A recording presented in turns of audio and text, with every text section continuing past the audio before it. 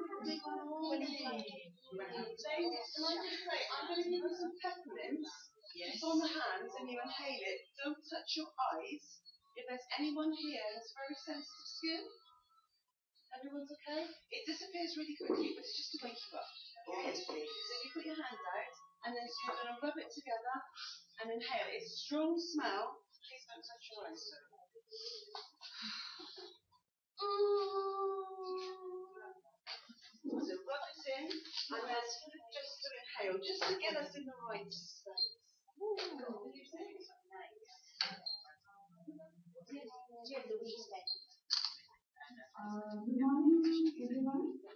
We are ready to start the first session of the day, and I'll hand over the mic to Madhura. Good morning, friends. Good morning. Suprabhatam. This is a very beautiful and good morning with you all beautiful faces around. And we'll chant Om as this session is regarding enhancement of your own health. So you need to get connected with your own self. We'll chant Om and then my friend will start with your health in your hands. Please sit straight. Just close your eyes. Just get connected with your breathing. Whole universe is supporting you with full of positivity and energy. Just get connected with that energy. Just relax. And for whole 1 hour will be in our hands to maintain your health forever. Believe me. Just relax. Take the breath. Release the breath. Take the breath. Release that also. Take the breath.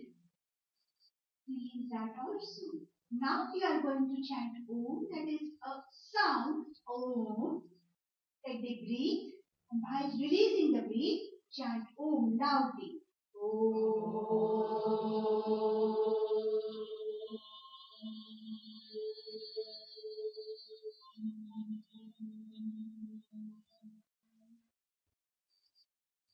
Just experience the positivity flowing all over your body up to microcellular levels. You're happy, you're awesome, and the session is going to be rocking. Just open your eyes. Just rub your palms and put on your eyes. Okay. Okay. Welcome. Thank you so much. Good morning, ladies. It's such a pleasure to be here. I'm very excited. I've had such an amazing week. I'm sure you have. I've met some of the most inspirational women. I spent my week weeping, which is amazing, through inspiration and not sadness. So my name is Georgia. I come from the UK. In short, I'm a therapist and a teacher. My passion, I teach complementary therapies and also do yoga, amongst other things. But in the UK, I have the absolute blessings of working with many, many clients, particularly post-surgery, with people with surgery, and interestingly enough, with people with problems reproducing reproduction, right? And so, in the UK, as I said, I used to teach this in education. I've come away from education, and now I do a lot of hands-on therapy for clients. So, what I do, my passion, apart from aromatherapy, which is what we're serving today, which is the wonderful essential oil of Rita, which is peppermint. It's head clearing, it wakes you up, it cools you down too, it helps you clarify and helps you think, and it connects to your higher level chakras. So, the reason why I'm here today is I wanted to share with you one of my biggest passions, which is reflexology. Really quickly, I have a story.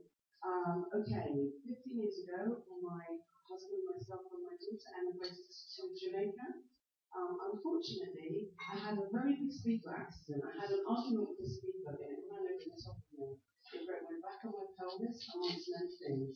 I was teaching reflexology before this, but my God, never would I have known that I would use this amazing subject on myself. So from the moment I woke up from the accident, I then went through a year of intense surgery, blah, blah, but I worked my hands and my feet daily. And so when I talk about reflexology, it's from the heart, it's my passion. It's not just something I work with, it works. This stuff really works for us, yeah? So, in short, that's the reason why I want to share it with you. Everywhere I go, I'm always talking about it. Sometimes I'll be in a restaurant, holding my lovely husband's hand, and it looks like I'm being romantic, but actually I'm working with spine reflexes. Right? So this is something I do all the time.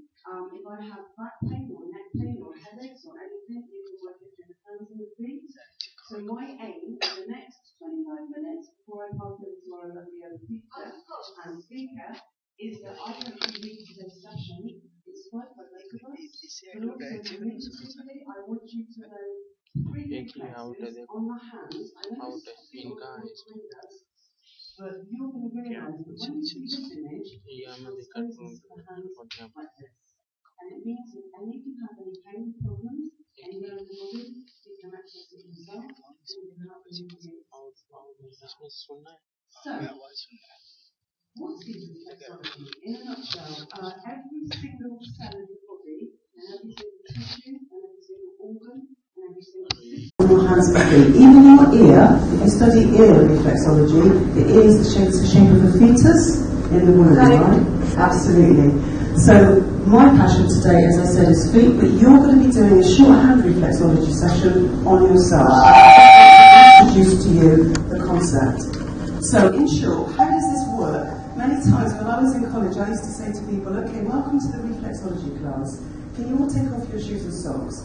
And often I would work with young women. They take off their shoes and socks, and I'd say, you smoke, you've got back pain, you've got neck pain. And they'd look at me and say, how do you know this?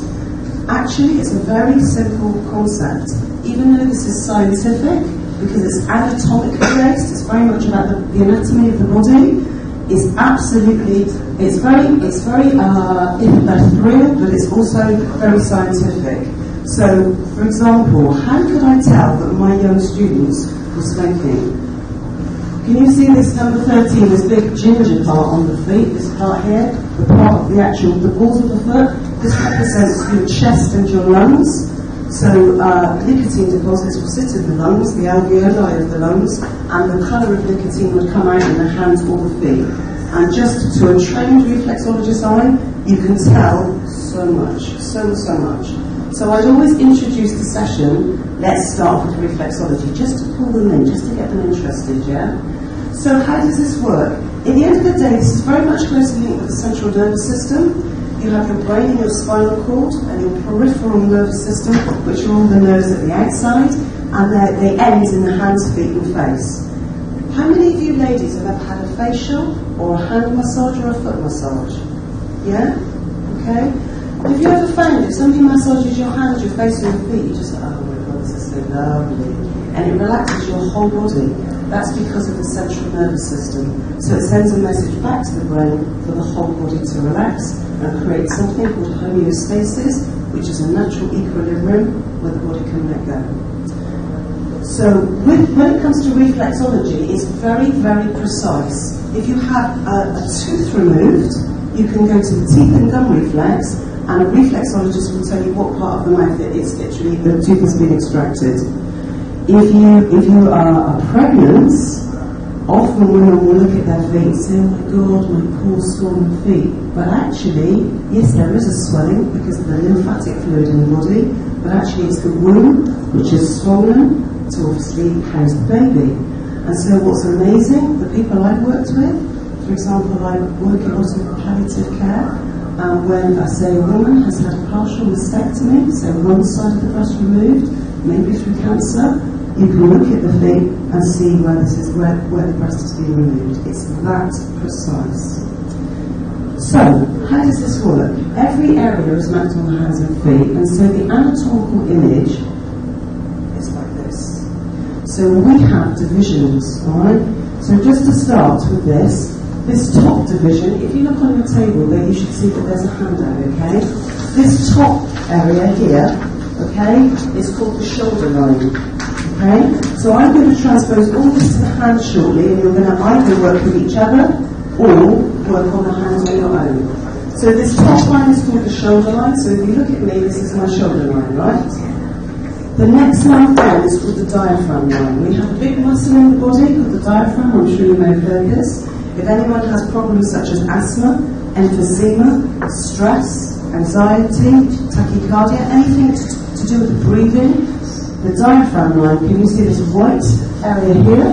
This is the same as the diaphragm. There's been many times when I've worked with clients who had an asthma attack, and I've been able to work with various parts of the feet, and the asthma attack is abated because we've been able to access the respiratory system through the feet and the hands, of course, yeah? Can you see this little line here, guys? Along here, this is the waistline, okay? So it's literally the waistline across here, and this very bottom part here is called the pelvic line. So there's no way in 25 minutes I'm going to be able to show you all the areas of the hands and feet, right?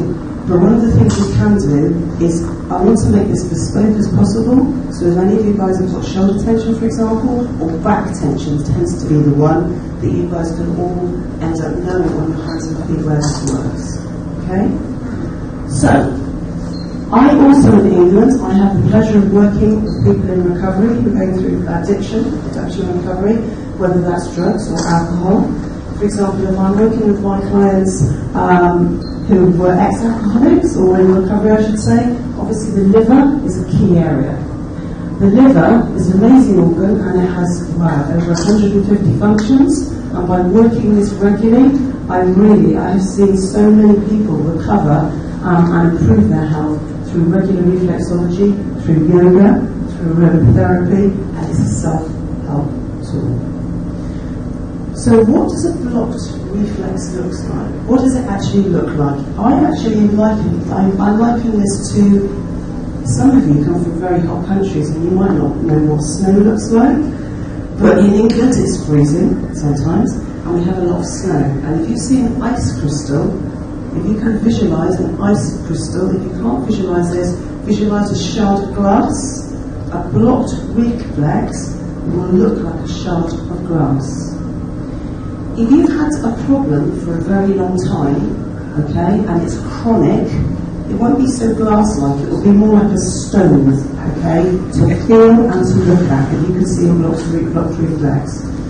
If you've had a problem, let's say you've been here and you've gone to too many conferences, your head's banging, you're excited, but you've got a headache, that's more acute, which means it's happening right now. That's a sharp pain. So the difference between chronic and acute, I'm going to show you some areas on your hands and feet, on your hands I should say, and you will feel this yourself, okay? You'd be amazed at what you can feel in your hands. Many times when I'm working with clients, people are expecting to feel it in the actual associated area. So, for example, in a moment, we're going to work up some of the areas of the hands. You won't necessarily feel it in the associated area. But I guarantee you this, if any of you had a headache today, alright, if you worked the area, the reflex of where the headache is, it will feel uncomfortable in your hands, but your headache will be slightly alleviated. At the very best, the headache will go entirely. Okay? So how does this work? If you imagine, okay, that I'm standing in front of you now, right? You split the body in half. Half the body is on one hand and one foot.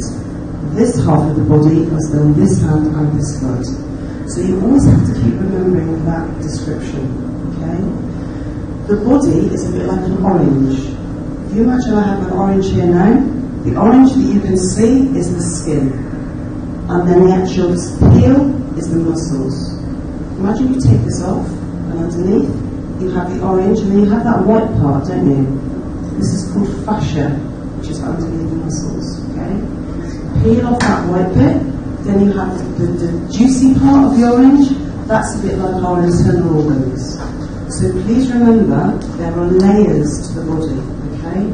Doesn't matter what pathology, which means disease, that you have, there's always an emotional aspect, okay, and a physical aspect. Okay? I'm sure you ladies will know that if you go to a medical profession, they tend to treat the disease and not the cause. One of the things I love about reflexology, you're treating the area and the underlying cause. So it's very holistic. Okay? So try and keep remembering half the body on one hand, half the body on the other hand, or feet. Yeah? So if you imagine these 2 feet together, like this, can you see this yellow part at the big toe? That is your temple, right? So I want to do this with you. I'm going to talk you through this now. Look at your own hands. Put your own hands together for me, but put them like this. So you are looking literally at you. You're looking at that's an image of you. So on the outside of this thumb is your temple. So I'd like you to just work through this with me. Just go to the outside, which is called the lateral aspect, outside of the thumb, and massage quite deeply, circles, just go around. So this is your temple, right here, guys. Could you see where it's showing you on the map, that little tiny yellow section? So we're working on temples. You're not going to feel anything there yet unless you've got a headache in your temples. Is it matter which hand? Do both hands. Always do both hands. You never just do one side. Always balance it out, because obviously you need balance as women particularly, yeah? So work deeply on one side, now go to the other side. This is your temples, okay? You probably won't feel very much. You just feel you're massaging your hands now. Now I want you to find your teeth and your gums. I want you to work a bit deeper. Look at your nail, just underneath the nail, literally underneath the nail, across this top section here. I want you to go like this and work deeply across like this. This is going to be more sensitive. This will be significantly more sensitive. Can you feel this? Yeah.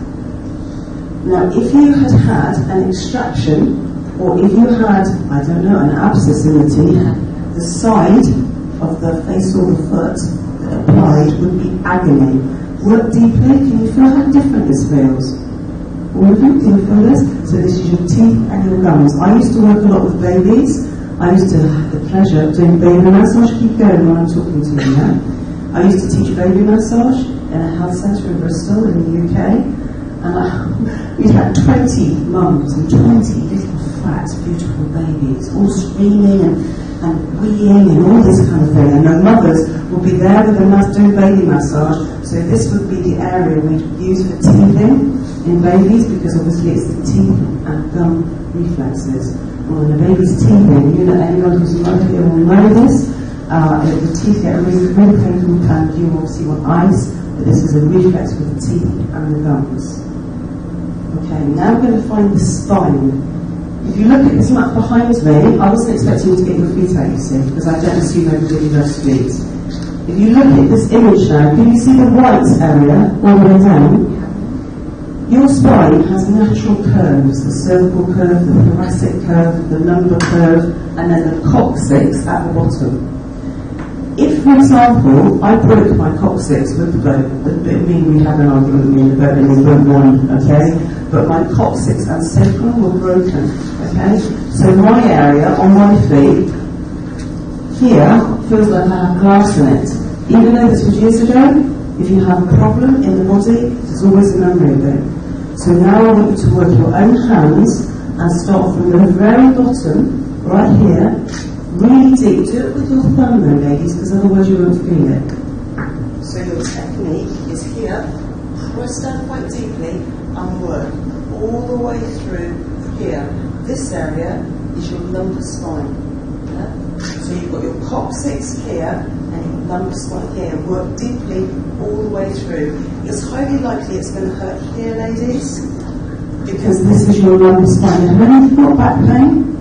Yeah, okay.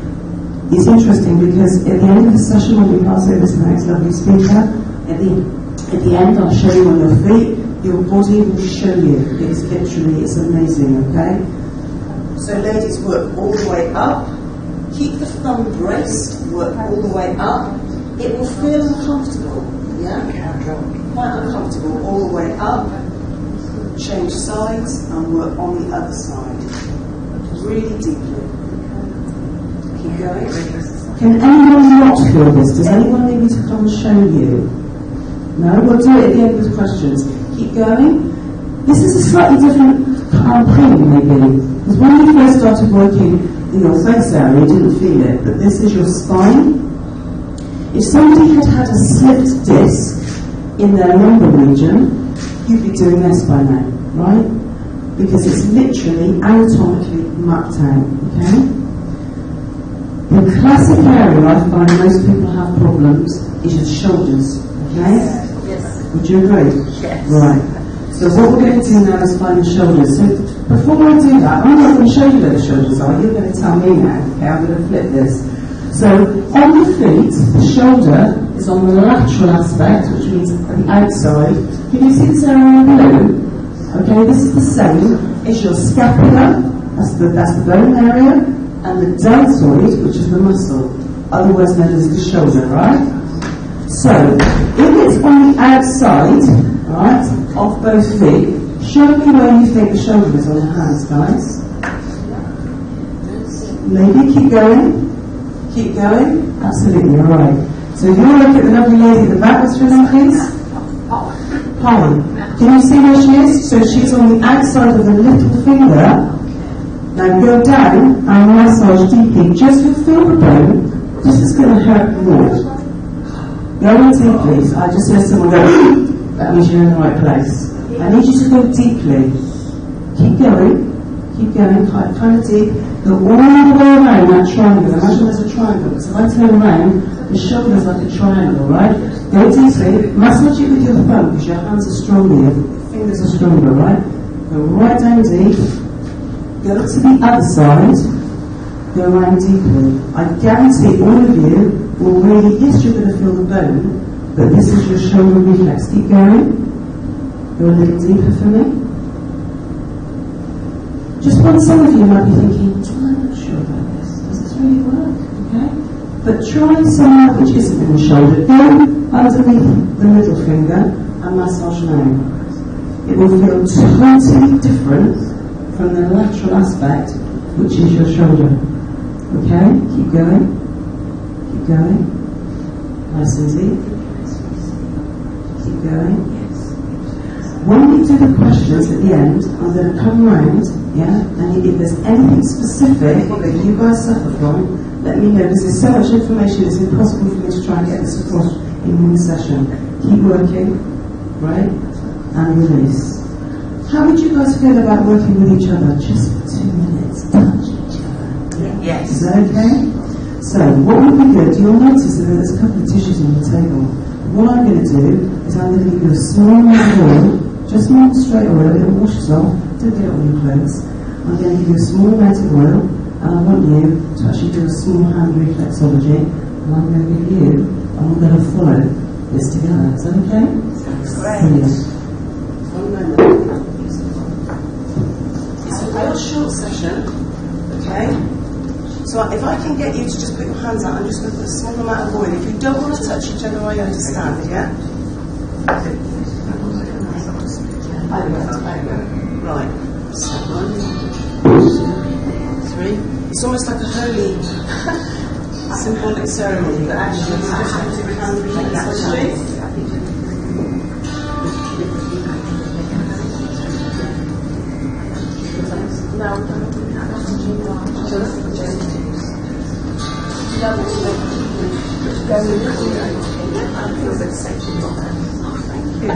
right then.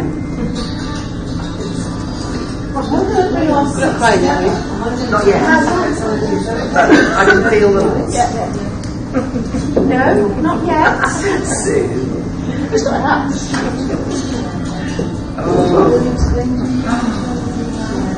Okay, I've got to make this quick because of time. Because obviously there's 2 of us and we need to share the time, yeah?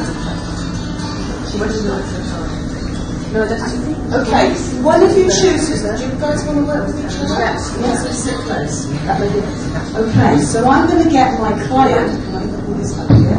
I'm going to get my client. I'm going to take her hand and turn it round like this. But then, please can we come back? Okay.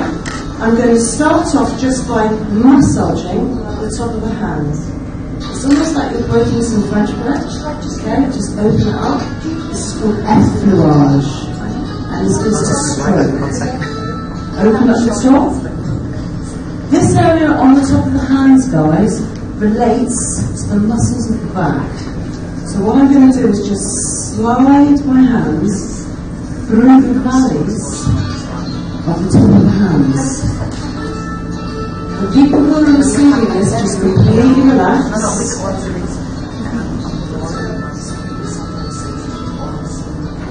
And now we're gently going to twist the fingers, just slide them off. It's a lot of information, but I'm going to go through the reflexes with you. Do this one more time. So this is the head and the neck area. The first 2 fingers are the eyes. So if you have conjunctivitis, eye problems, blindness, yeah? No, you're not going to cure blindness, but actually you can help with things like conjunctivitis. The next 2 fingers relate to the ears, so you have things like glue ear. The muscles of the back are mirrored on the top of the hands and the feet, sliding through. Go a little bit deeper. Can you feel what feels like that slight gravity feeling? It feels like there's bits of stone on the top of the hand, yeah? This just shows what's going on in your back, ladies. Because of the subject my speaker does, the fallopian tube goes across where you wear a bracelet. This is the fallopian tube in a woman and the vas deferens in a man. If you have problems with fertility, these are the areas we work. Take your hand and grip the client's hand into place and gently twist. I'm now accessing the gynecological area, which includes the uterus and the ovaries, because we're all women in the room. If we're men in the room, then obviously it's the reverse of the right? Turn the hand around, open the palm, finger to finger, slide it up so the palm comes up like so, ladies. I'm sorry I can't come and correct you right now. And you're going to use your thumb and you're going to circle the top of the hands. This area we're accessing now is the chest and the lungs, and the central part of the palm is the digestive area. So if any of you guys have digestive problems, it's amazing.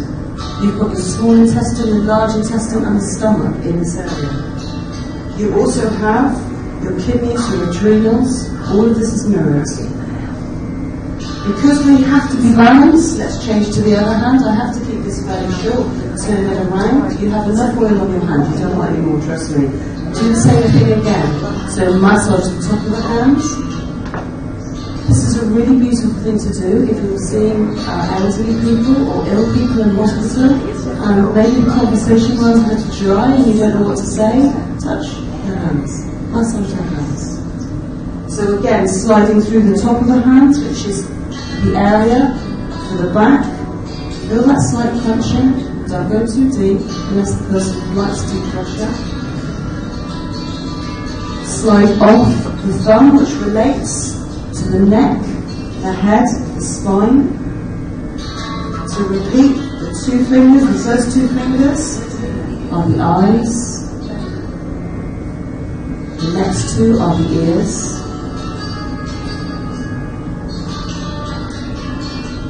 Gently grip the hands and gently, I haven't put any essentials on, just in this, just in case someone's allergic to them. Grip the hands and rotate, as I said, fallopian tube. I had a client who basically was having problems with fertility because it's a Frenchman we used to work with, and one of her fallopian tubes had been taken away. I couldn't see that as a reflexologist, but my client could feel it was uncomfortable where the surgery had occurred. Slowly, around. Let's turn the palm round. Remember, interlace little finger, up underneath, and thumb knees. The people who are receiving this, just close your eyes. Coming all the way down. And now stop. It's time for you to swap over. Stay where you are. So now the people who are giving are going to receive, and the people receiving are going to give, right? So, change over. I'm going to go through this one more time. Exactly the same thing. This time, I'm going to change it up slightly. We're going to use a caterpillar walk, which is what we use in reflexology. So it's a bit like a little caterpillar. You're going to use your thumb. We're going to go a tiny bit deeper, okay? So this time, we're going to caterpillar walk all the way down through the hands. Caterpillar walk down all the way through. The people who are receiving, relax your head like this. Just relax. Work all the way through the top of the hands.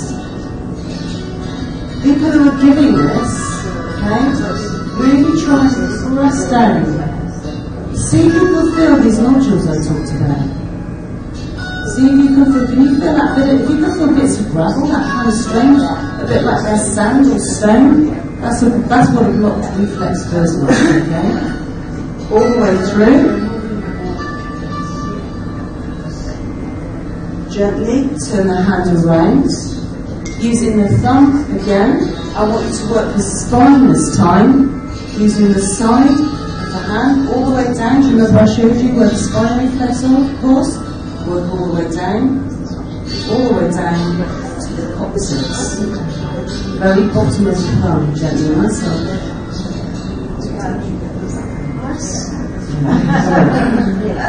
Okay, we're going to change. I hope you can see.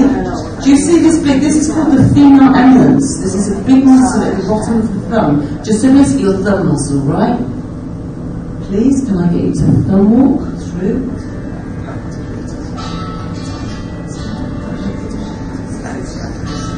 So we're going to speed this up because I don't want to run into my speaker's time. I love these things. Keep going. Work all the way through the palm of the hand. Remember, you're going over the digestive area. All the internal organs. Let's change hands because we need the balance, right? All the way down and through.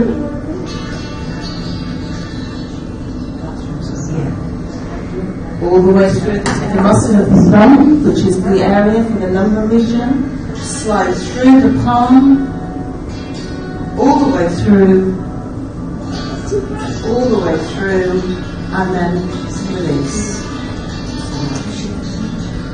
All you've done today, because obviously it's virtually impossible, okay, for them to do a detailed workshop in the time we have. But all of you have been able to access the internal body systems by helping yourself. There's some tissues on each of the tables for you to wipe your hands. Please share it, get rid of the oil. The oil will just absorb in your skin. Okay?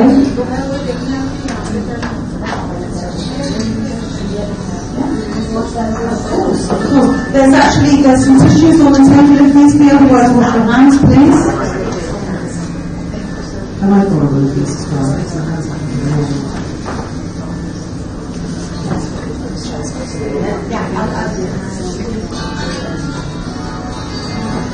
Okay, ladies, to just close my section of today, first first of all, thank you so much for participating. I really appreciate it.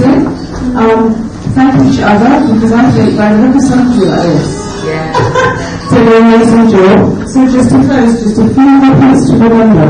Four things first. One, you can get these images. All you have to do is reflexology foot chart or reflexology hand charts, and on your mobiles, put in images, and it will come up. It's so accessible. There's loads of courses out there. I can't recommend if you're interested. Do try a course. At the very least, remember you can heal yourself through your hands. And one last thing, please share this with others. And what I mean by this is if you have elderly people in your family or sick people, go and touch them. Touch them. The power of touch is enormous. And if you can bring your hands together, I say namaste. Thank you so much for your time. Thank you so much.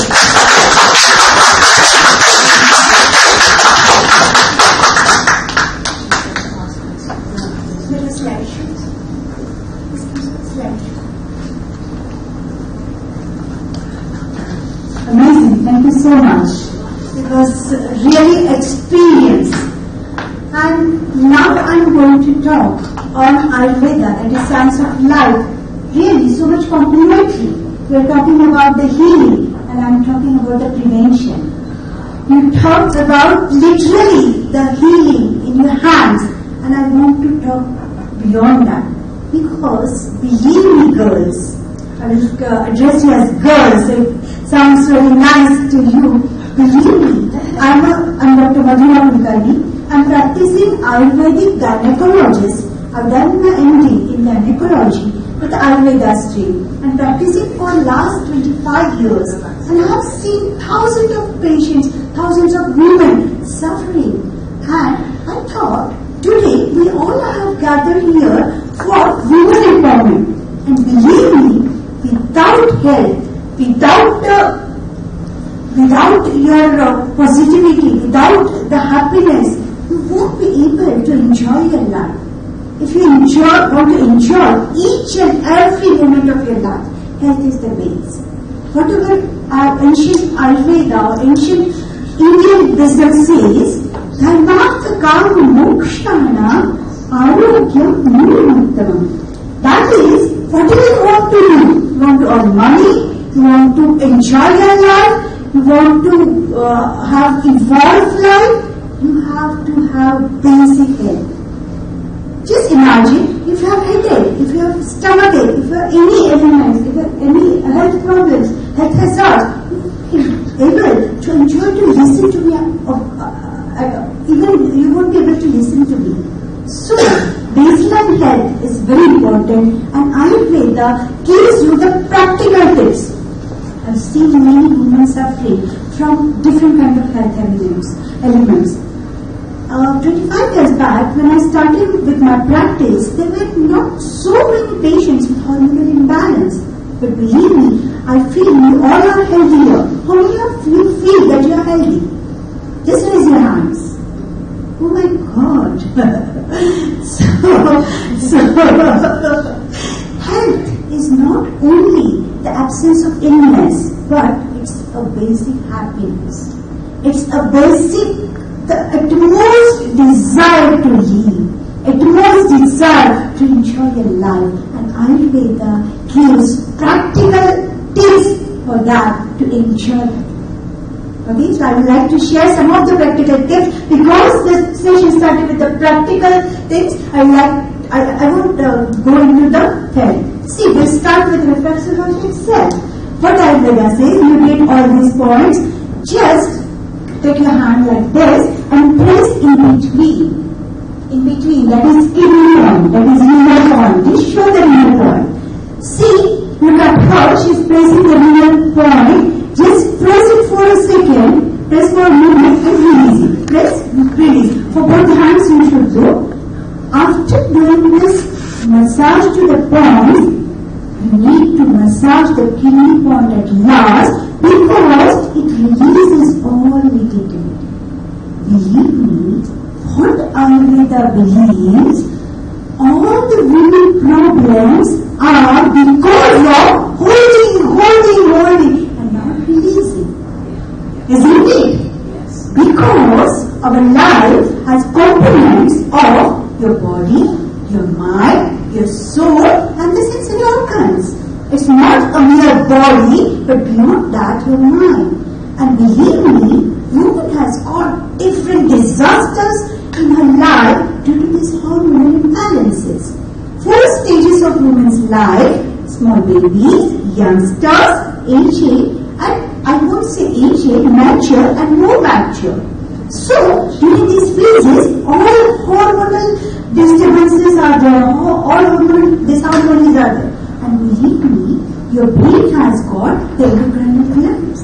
This is hypothalamus, pituitary and ovary direct interconnection. So, beyond that, you have your mind, yourself. You're unhappy, you're holding something, you have hatred in your mind, you are discouraged, you're not pampered. So, all the negative force will go directly from hypothalamus to your ovaries and then ovary cyst, fibroid, the menstrual disorders, and then it will reflect on your skin. You will get obese because of the thyroid discomfort. All the endocrine glands are interconnected, and believe me, beyond the body, the mind has control on it. So that Ayurveda believes it's not only a body to treat, or it's not only a body to be healthy, but your mind should be very happy, fresh, and positive within it, so it can help to maintain the bodily health. So, like my friend nicely elaborated, the palms in your hands,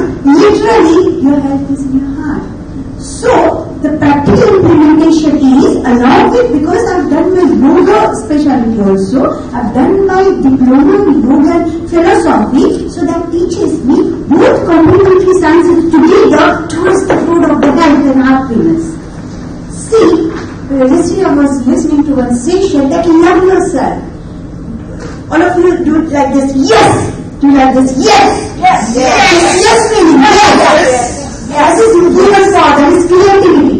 Okay? So that yes power, when it occurs, when you release all your negativity and attract all your positivity and love yourself. To love yourself is the best healing method. It's the best to maintain the health. But how you will love yourself? Because, do you agree with me? All of you here, if I compliment you, oh, you're looking so beautiful, but you will feel very happy, very pampered. Every woman has urge to be said like you're beautiful. She likes to be taken care of. She likes the respect. She likes the happiness poured by other people. Isn't it? So why not to generate from within? One thing will do along with it, that is a brahmacharya or yoni mudra, and that helps you to love yourself, to get connected with yourself. What I say? When you disconnect with all the negativity and connect with all positivity within you, that helps you. We'll do the brahmacharya mudra right now, so that yes feeling will increase. Okay? So I think we are going hand by hand and complementary to each other, because the hand positivity you have generated already, health is flowing in this room already. So, see, the connection with the universe is with your 5 senses: eyes, nose, skin, tongue and ears. Isn't it? You're connected with outer things with all these 5 senses. You are connected with outer side, so you're disconnected with your inner self.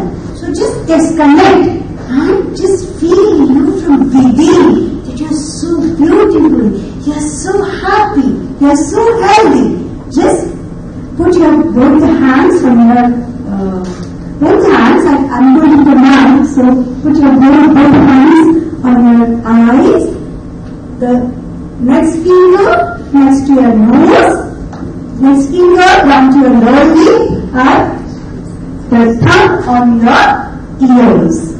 Correct. I will request Aparna to come here and show this beautiful girl amongst us. See, painting health. So I want to showcase the painting health. Just do it for me. You have to do it very correctly. Yes. And just look down slightly. Take the chin towards the jugular notch. Very good. This is Brahmacharya Mudra. Just control and concentrate on your breathing. Just experience the positivity flowing all around. That will just release all your negativity. You will forgive all the people. You will forget all the mishappenings, and you will get connected with your true self child within you, and positive, healthy, and happy. Okay, thank you, Aparna. Just claps for Aparna. See, what you realize when you get connected yourself, when you start praising yourself, and when you be with yourself, you start talking with your body. Rita believes that you have a roadmap towards the health with 3 things: A, B, C. That is A for acceptance, B for balance, and C for the change. Okay? Whatever you want to accept for yourself is your constitution. Whatever you are of different kind of doshic components, and those doshic components maintain the balance and the change. Like that, my friend explaining, when you press somewhere, you are feeling the pain, it means some disharmony, some disturbance is there. So, to maintain the disharmony, you need to know what exactly the health for your body is. Because each and every individual is different here. And I know some of astrology also, so I can look out whatever problems are there in your body, whatever imbalances are there in your body, and even what is going behind your mind. Maybe due to 25 years of experience, but remember, each and every individual present here is different from one another. You cannot ask sparrow to fly like eagles. The same way, your health, your illness cannot be compared with the other person. So, you need to know your body constitution. We have very short of time, so I won't explain or express more of the body constitution, but you can contact me afterwards and I will tell you one-to-one individual what exactly your body constitution is and how you will deal, how the predicted illnesses are there for your life and how you will be able to deal with that. Because Ayurveda is not only the preventive science, not only a creative, curative science, but Ayurveda is a predictive science. Ayurveda knows whatever diseases, whatever imbalance you may face in your future, because there is a science of Prakriti, there is a science to know your body constitution. So, that body constitution means the genetic decodation. While you take birth, then only your DNAs, your genetic things form a full life for you. What Ayurveda believes in that hitam sukham dukham avistasya hitam. Means whatever good for you, whatever pleasure, better for you, and what is beneficial for you. 2 things are there in life. Some of them are pleasurable, some of them beneficial. Pleasurable to go to sleep in such a AC and with a full of positive ambience. That is pleasurable. But to present for our guest here and to understand reflexology is favorable for you. So what is beneficial, favorable, and what is pleasurable, you have to distinguish. For that, you need to know your constitution and you need to know to talk to your body. You need to listen to your body. Once you will be able to listen to your body, you will be able to maintain your health. And friends, believe me, for all these years, I've seen many patients who knew that they had some problem, but they just ignored it. What is my pain? What is my pain that I'm here today? Because I've seen many women suffering because they ignore themselves, they don't count themselves, they don't prioritize their health for themselves, and they don't take their illnesses seriously. So, my humble request that being a woman, you have a creative power within you to know what exactly uterus means. You have a power of creativity, you have power of new generation of energy. The uterus means you have a power of creating new world. And that much energy and power you neither use their tips. Okay? Just try to get up in the morning round about sunrise, because before sunrise, 1.5 hours before sunrise, positive endorphins secrete from your brain, adrenaline secrete from your brain, and because of that positive endorphins, you are able to fight all over day.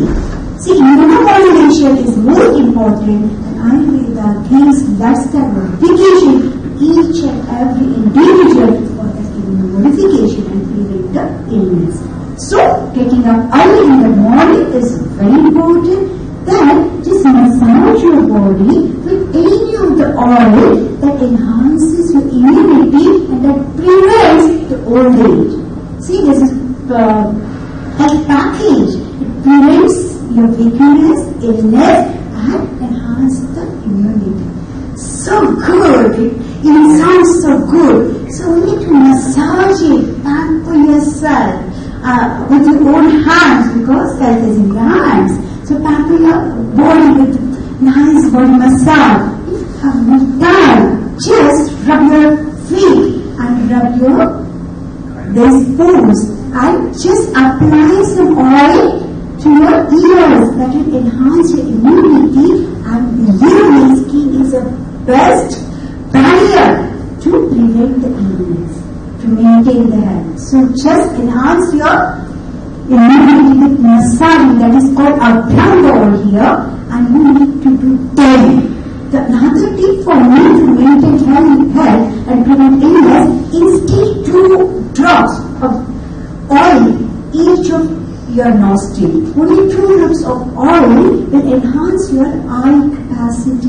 You can see more wisdom. You can not only you can see the things beautiful from that side, but you can enhance your inner wisdom. That is the beauty of these panchkarma or detoxification techniques. I won't go into the details for the detoxification thing, but the practical tips you can implement in your day-to-day life. I would like to share it with you today.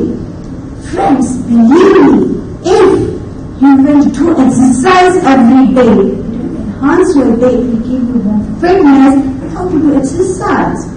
Always your thought process, your emotions and your deeds are complementary to each other.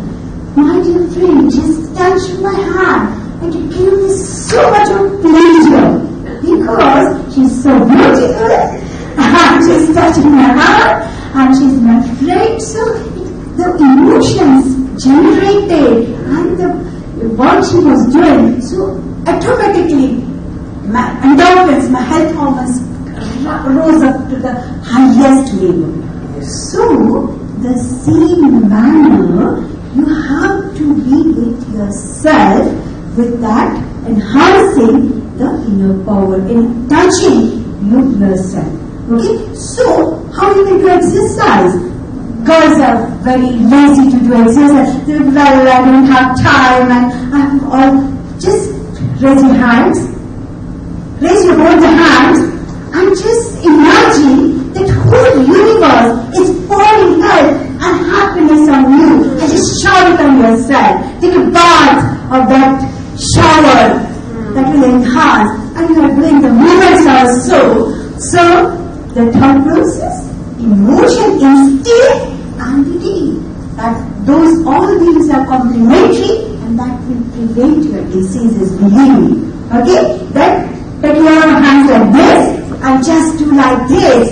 You are like a free bird and you are like dancing. So that thought process and doing the deed along with that enhances and prevents the illnesses. Believe me, this is scientifically proven. We did a research study for PCOD patient, that is polycystic ovary disease, irregular menstrual pattern for adolescent girls, and what we did, we only gave them the action sitting down and doing that this. Rolling also you can do. So even straight circular movement. So the movement over here with the emotional installation in that, energy that works out. So, work out with your thought process, emotion and positivity. the other important things are nutrients. As you always take calcium supplementation, you take iron supplementation, make some of the herbal threads that will enhance your inner immunity. Ayurveda believes in lifestyle, but equally believes in some herbal supplements that enhance your inner beauty, enhance your inner health, and prevent diseases. Curcumin is the best example I would like to share. Curcumin, a pinch of curcumin with lukewarm water early in the morning enhances, because it's antiseptic, it's anti-inflammatory. It literally create the antioxidants, and those antioxidants help to prevent many of the diseases. We are doing research on curcumin for cancer patients.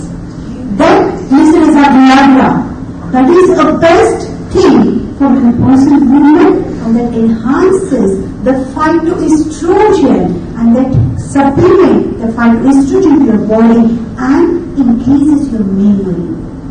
And believe me, I am using the terms and I am giving you the herb name. Very safe. You can eat it. It contains some micronutrients. It have a nutritional value.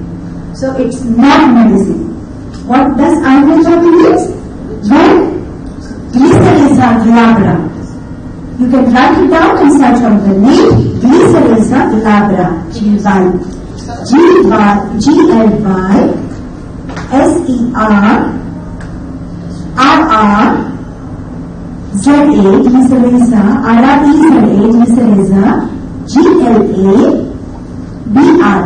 glycerisa glabra. I think this wonder drug, even I can give you as a gift, it's more than sufficient for me today, because it enhances the hormonal harmony, memory, and even an afterview. So try to work out for your own health, try to get cleanse your body. Castor oil is the best anti-inflammatory agent. You need to take castor oil once in a month, and the castor oil will just eliminate all the free radicals, obstruction, and even it will just clear the blocked way of your fear, anxiety, all other elements which root causes for the diseases. Okay? It will go on, but I know the time limit. Only thing I want to give you as a message is just listen to your body. Ayurveda is a beautiful science of life. Ayurveda is wisdom of our own Indian culture. We are living with Ayurveda years together, so that preventing so many diseases. Just accept yourself as you are. Just listen to your body, know your body constitution. Just balance your whole things, try to balance it, and you just need to change from today, this moment, because each and every moment of your life is so beautiful, and you have to enjoy. And within my heart, deeply from my heart, believe me, I believe if woman is happy, if woman is healthy, if woman is positive, whole house is happy, her society is happy, and whole community, whole world is happy. So empower yourself with health, empower yourself with happiness, and for that we chant the shloka. Get straight.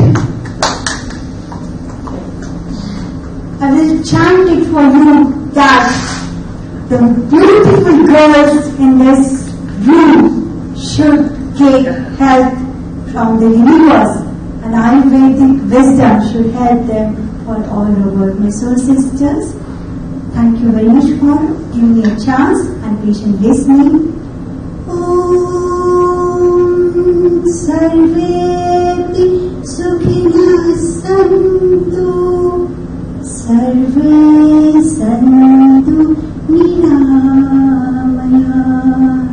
Sarve Bhadrani Pashyantu Ma Kasyit Dukha Bhave. Shanti, Shanti, Shanti. Hari Om Shanti. Thank you so much. And once again, yes!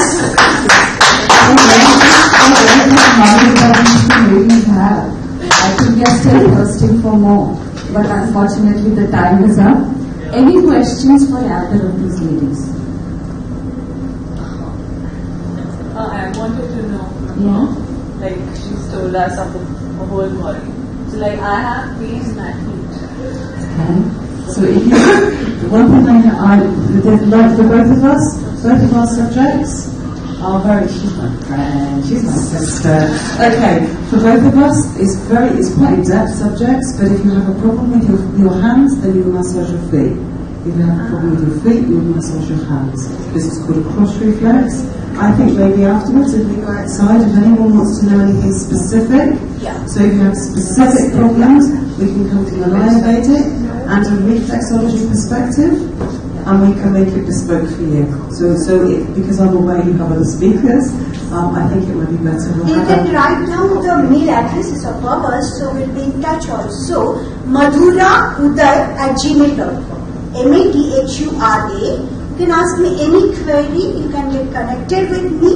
And I'm based in Mumbai. We have a hospital over there.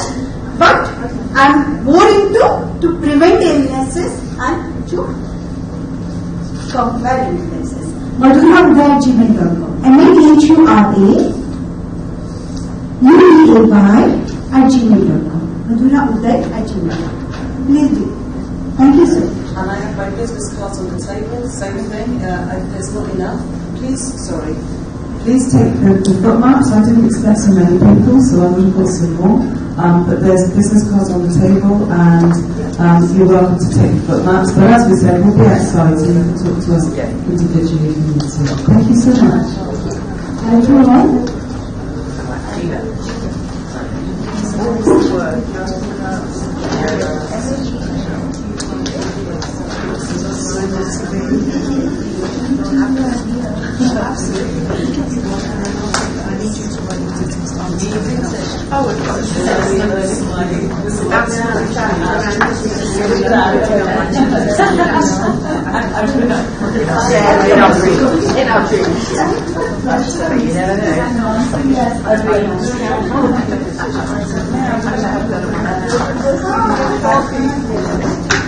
Well, we've got many years of babies and girls, training people,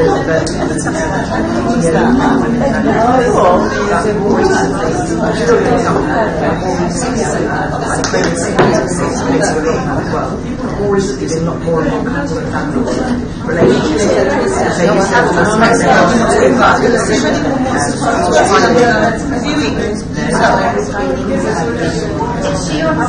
I'm the worst business in the world, but next year I come back and I'm going to be a bit more.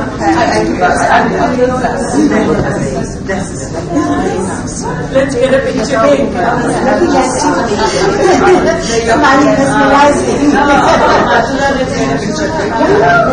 Some girls, let's get some guys. Yes. Picture. Oh yes. Picture, yes. Yes.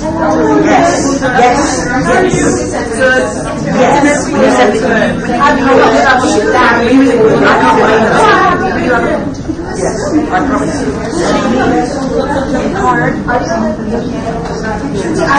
Come on! I don't have hard sex and I see you. I don't have hard sex. Yes, can we get an outside to say, oh yeah, Georgia. Come. Oh, but come on, you went. Where's the boy?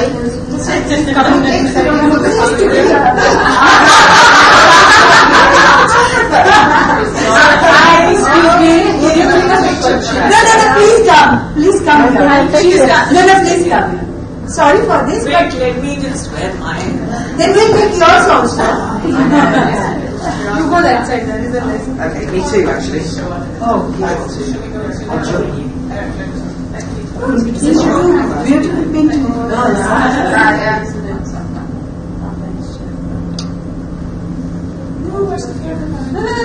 Come. You just come. you need us closer.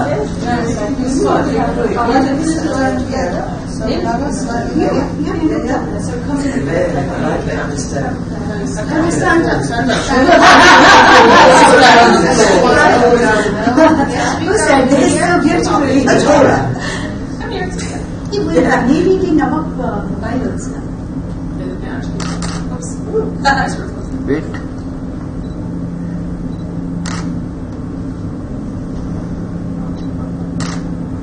I've already taken one second, hold on. That,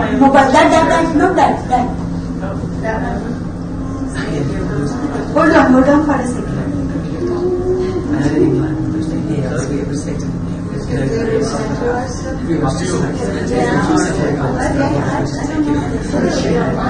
Mila kya? Do like this? Yes, wala pose. Do like this? Yes. Pause your hand. Yes.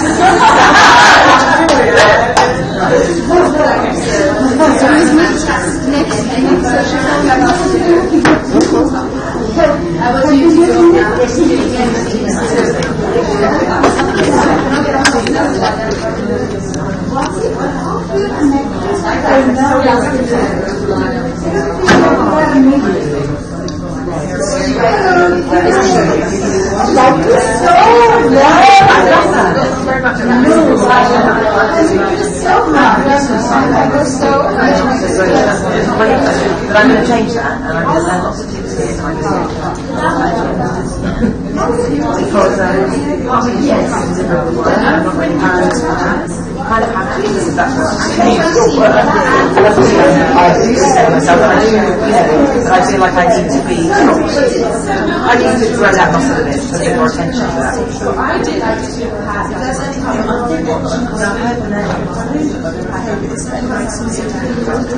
Yes, I am doing that right now, yeah. It's only because Oh wow. Yeah, Bristol, but not really, that doesn't matter, even it's tiny. but we're members of a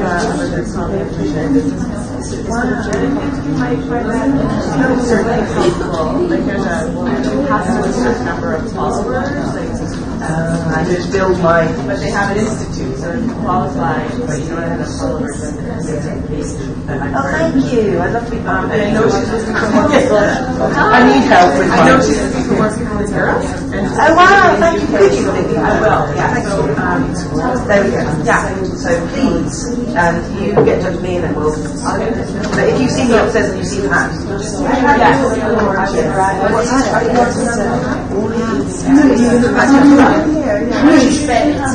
What are you doing? Oh, come to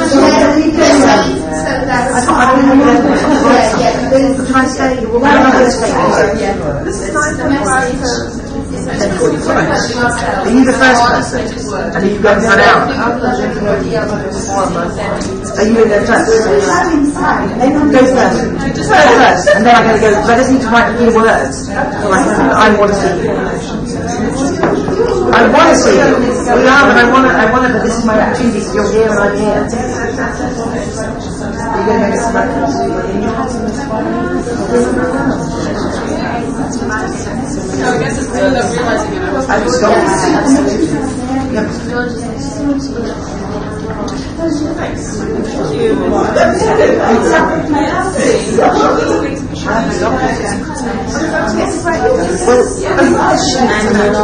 passionate leadership.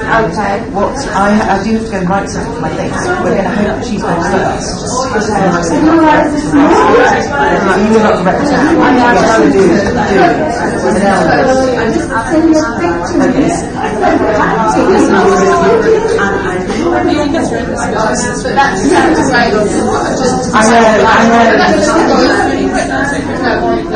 I will be doing it.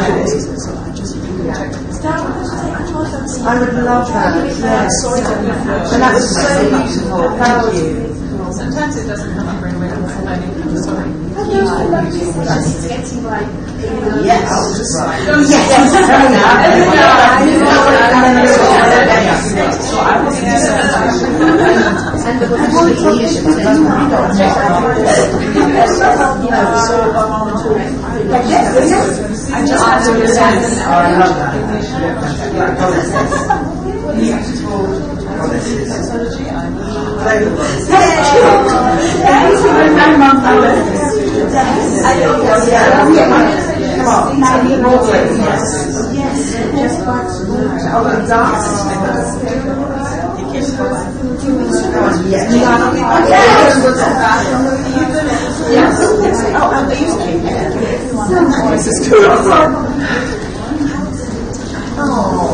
Right, so you have pain in your legs or something. Do you know what's causing it? No, I don't. Let me show you this. Let me show you this. Show me where it is in your neck. Yeah, inside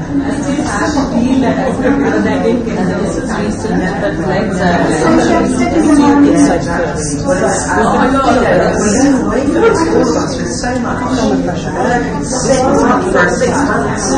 Just let it. I feel like I'm going to have to go like that. Yeah. And it's just my own goal. Yeah. I mean, it's like 4 years ago. You might never go to India again. Now I'm thinking, don't you get me? It's my new home. Yeah. So now we do this. I'm massaging. And we see I'm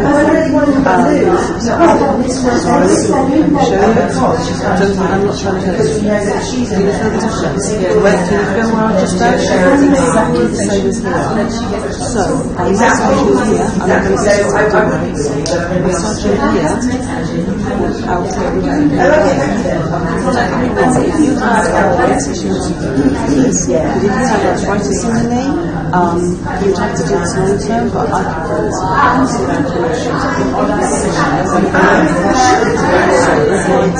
You need to massage.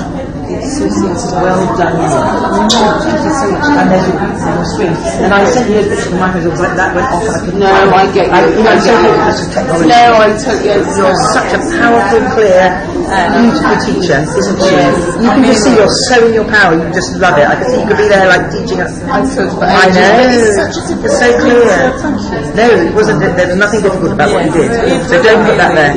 Nothing difficult at all. Thank you so much. And my hands still. And I'm going to do a lot of self. Yeah, I did go through a phase where I did my feet every day for 3 months in the evening for 10 minutes. Did you? Yeah, and it was good. And then I thought, I'll do it forever now, it's a habit. And then after 3 months, I did it. But I want to come back to that. When you need it, you do it, and then when you don't, you can't. I probably always need it because I'm quite a holder on her. Well, when we go together, I know.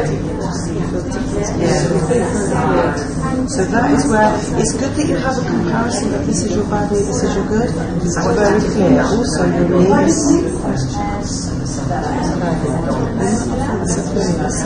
This is your knee here on this side. This is your knee here. Any difference? yes. Okay, so that's your knee difference. That's exactly where your knee is. Same with your feet. So by working here, it's amazing, isn't it? But you can't really do that. So that's where your knee is, yeah? That's literally called your patella, which is the bone here. And so,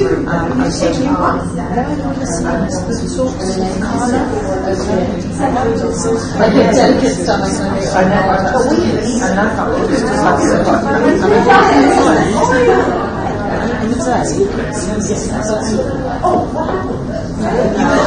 Can you feel the difference? So it shows you. You know what to do. That one, that's it. As much as that one, yeah? You can do this yourself. But can you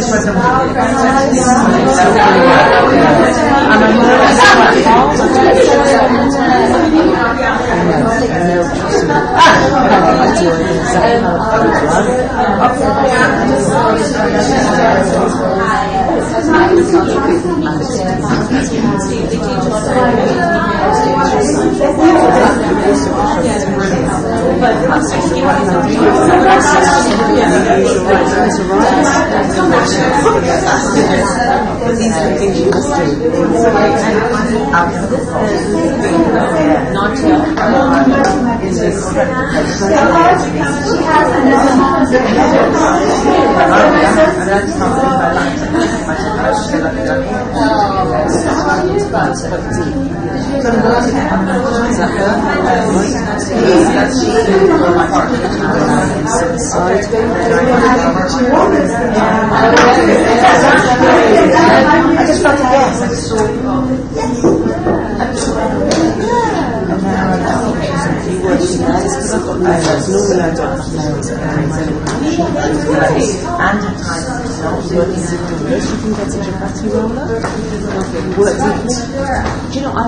I'm going to stay actually.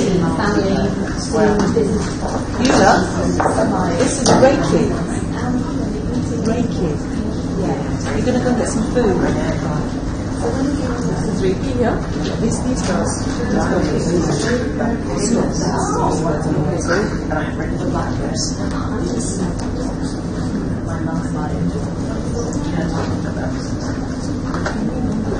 Hello everyone.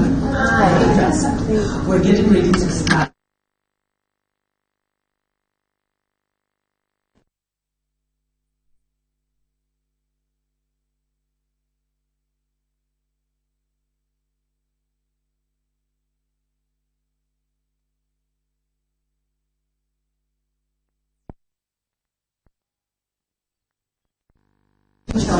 Challenge us, inspire us, and what have you.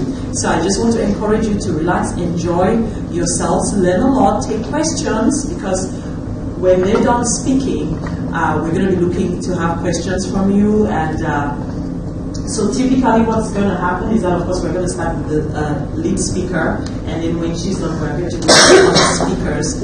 And when we are done, we do the questions, and I usually save the last 5 minutes for photos and networking with the speakers one-on-one, so that we don't have a situation where you're trying to get the speaker's card and then the next group session is coming in. So I want to encourage us to respect the time so that we can accomplish all the things that we want to do here. And I know we have enough time for that. So without wasting much time, I usually, when I moderate, I try not to dare pronounce people's names because I really don't want to butcher it. So I'm going to let every speaker, you're going to get an opportunity to introduce yourself to us when it's your turn to speak, and then right after your introduction, you take it from there and just bless us with plenty of knowledge. So thank you very much. We're getting started. Thank you so much. Thank you everybody who came in today, who's been here a whole week. You guys had like a really busy full week, right? Everybody's been having, you're just excited, buzzwords, buzz conversations. How many of you made a new friend? Your friends.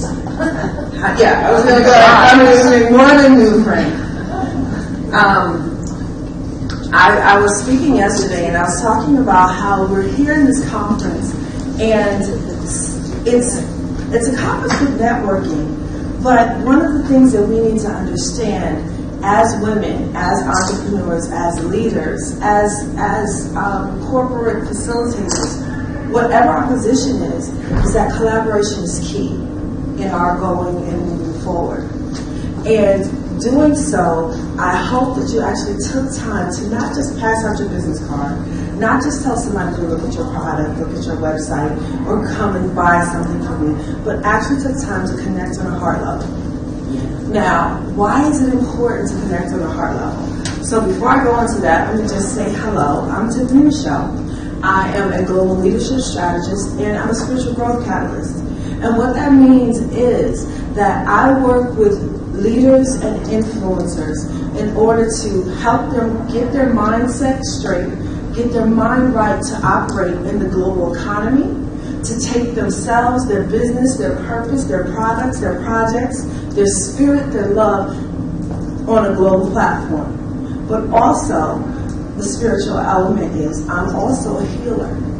And so part of the other element of my work is helping leaders also to connect with their own personal divinity, to understand that each and every one of us has been given a divine gift. Whatever that is, we may have the divine gift of song, the divine gift of speech, healing, cooking. Whatever our divine gift is, there's a purpose we have for it, and that is to share and make the world better for others. Our gifts are used in service of those around us. And so we can do that. We can take it global. We can make it all work together. And we can grow and change this world. Why compassionate leadership? How many of you actually know what compassionate leadership is? Anybody have a guess? Nobody? Yes, Leading from the heart. Compassion. You lead your thought provokers and your leaders, and you come from the heart, maybe. Yes, it's very simple. Now, there's a lot of personal development going on in the world. How many countries do I have here? I know there's the UK, there's Africa, there's India, there's Malaysia, China, Scotland, Canada, right? How many of you have seen or heard a leadership program, class, course within the place that you live? All of us, right? Leadership and leadership courses come a dime a dozen. Leadership is there's a lot of different ways that it can be taught. And we can learn leadership based on our developmental style. However, being a compassionate leader is missing in the world today. We've had leaders for centuries, decades, since the beginning of time. But we know the mark of a compassionate leader.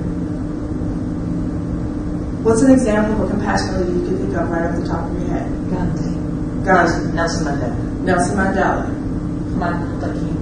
Martin Luther King. Who else? Abraham. So we have any number of people. Who can you say currently in your world stands out as a compassionate leader? Barack Obama. Okay, Barack Obama. Modi. Okay. Jeremy Corbyn. What is the single, if you had to put into one word, what is the single biggest element about them that makes you know that they're compassionate? They talk from the heart. They don't just talk from the heart. They listen. They listen. Compassionate leadership is very, very much about listening. Leaders often miss the mark because we're busy telling people what to do. Leaders can rise to leadership by any number of ways. By inheriting a position, by taking a position, by being elevated through promotion, by coup, by dictatorship, right? But when a leader is being followed because he's being feared, it's completely different than the type of leader who is being followed because they're compassionate. And they've invoked loyalty. They've invoked love from their followers. And there's nothing in this universe that is stronger than love. There is no emotion, there's no single energy in the universe, not just the planet, in the universe that's greater than love. And compassion has been taken out of leadership. And often, especially as women, we've been told that being compassionate and being kind is a weakness.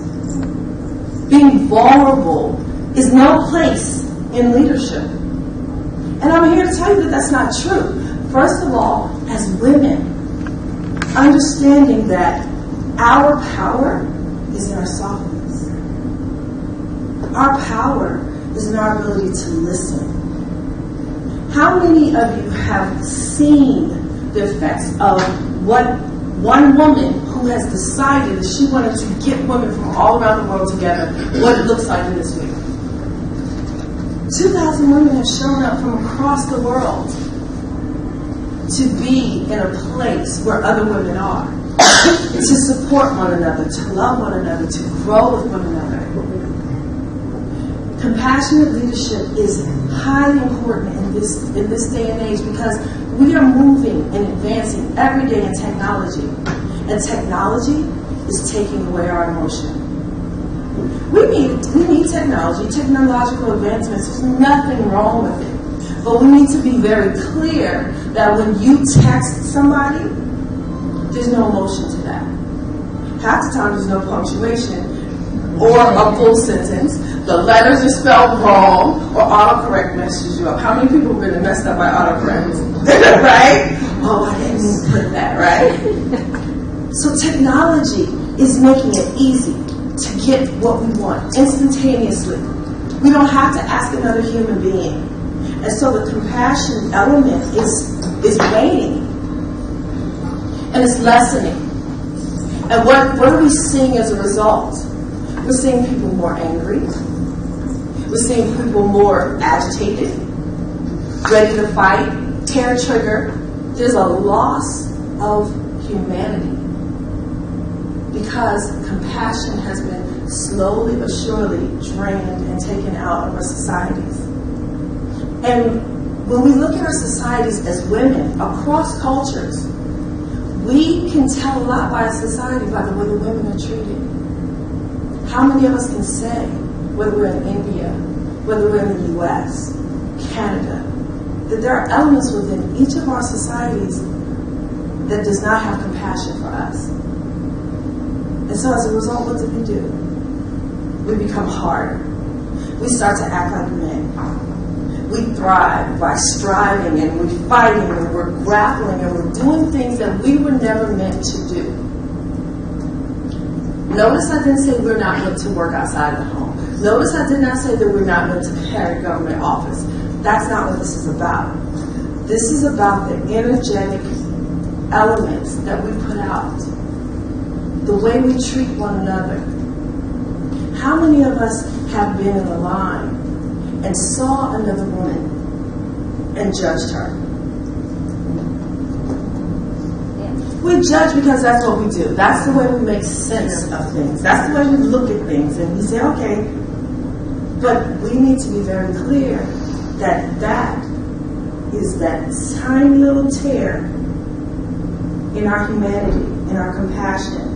When we look at another person, especially another woman, and seek to judge her for what we feel she's doing wrong, for what we feel she's not wearing, for what we feel what her body looks like, what her kids look like, what her man looks like, why is she wearing those heels, why is she wearing that lipstick, why isn't she more proper, why doesn't she have more? That is where we start to catch ourselves. Because what has happened in general is we've become more concerned with external appearance versus internal experience. It's better. There used to be, in the U.S., there used to be Saturday Night Live. There was a show, and the guy always said these words: "It's better to look marvelous than to feel marvelous." Right? It was one of my favorite characters. It's better to look marvelous than to feel marvelous. And that's really what has happened to our societies. Put on some lipstick, put on a nice dress, go outside and look perfect. Meanwhile, inside we're broken down. We are fractured and fragmented pieces of beings. The only way for us to heal that is to begin to show love, first for ourselves, for the divine being that we were created here to be. We were made how we were made for a reason. And we have to start by having compassion for ourselves. Women, we are thriving and striving to get other people to accept us. We want equal rights now. We want equal pay now. We want to be in government now. We want to go to war. We want other people to give us something that, one, is not really in their control. And here's why. We're asking them for something that we are not giving ourselves, that we are not giving each other. And the only way that we can move toward compassionate leadership and seeing more gender equality, seeing more fairness and love shown to us as women is for us to show love to ourselves and to each other first. And this isn't just about women, though. We're raising sons. We have husbands. We have brothers. If we allow the normal bad or the normal ill treatment and not speak up, then we are creating and we are part of the problem. And we will not be able to resolve it. But compassionate leadership, we are moving forward, we're making advances, and we as women need to take our compassion with us on our ride to the top. Because we've shifted. There's been a spiritual shift, there's been an energetic shift, and I don't know if many of you know, the planet has actually shifted. We are not physically in the same location. What does that mean? That means new opportunities, new options, new ways that we get to move forward and create a new paradigm. We get to move forward and create a new energy. We get to move forward and bring with us those that we love. And we get to attach and connect and collaborate more with more and more people. Why? Because the borders have dissolved. The borders have dissolved. I can talk to you on Skype without anything else. I don't need to come to where you are. You don't need to come to where I am. How many of you remember when we only had fax machines? When we had beepers? And if we had to talk to somebody, we had to buy that phone card, and we had to hope we didn't run out of minutes. Now everybody has an international plan. Most people have Wi-Fi, and if you don't have Wi-Fi, you have a Wi-Fi cafe. We are becoming more and more connected, yet disconnecting from each other. So as the world continues to innovate and create greater ways, more science, more ways for us to get to the moon, more ways for us to not have to do anything on our own, we have robotics. We have instant gratification apps where we can get anything we want in a heartbeat. It's most important for us to remember that through our connection and through our love, through our softness, through our understanding of collaboration, that we show compassion, that we care for others. Care is missing. Care is missing in this conference. Care is missing outside this conference. And it's not because people are bad. It's not because people intentionally are coming to do harm to one another. We've been numbed. We've been told that if we show softness, somebody's going to get us. Somebody's going to take our spot. We have a competitive energy that is thriving across the globe. And only we have the power to circumvent that and change it. Why? Because we bring life. Compassion is our key. And as the world continues to elevate, we are the innovators. We are the ones that are propelling things forward, but we have to first recognize it. We get to understand that through our compassion, we can heal one another. And when the woman does better, the family does better. When the family does better, the community does better. When the community does better at large, the world does better. So do not be afraid to be compassionate. And ask yourself the question. When you are acting in your daily routine, are you honking horns while you're driving down the street? Are you throwing the middle finger out the window? Are you cussing at people? Are you screaming at your kids? It starts in your home. How do you treat the people that you claim you love? How do you treat the people? Do you treat the people that are in this room better than you treat the people you sleep with? It's a question. Only you know the answer. But understand that moving forward as leaders, everyone in this room is a leader. There are no people here who are, no, not me. No, we're all leaders. We lead families. We lead our children. We lead revolutions. We lead movements. We lead corporations. Reinstilling compassion is the way that businesses thrive. This is the way that corporations grow.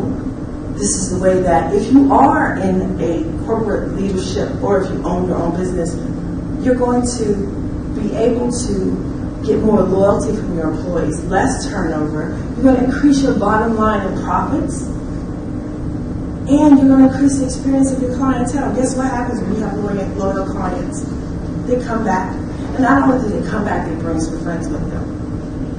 And so let's make a decision to walk in compassion, to walk in love, and understand the power of, again, not just having an external appearance, but being focused on the internal experience. As Maya Angelou says, people will forget what you say, but they won't forget how you make them feel. When we lead with love, everyone wins. So be a compassionate leader today. Thank you.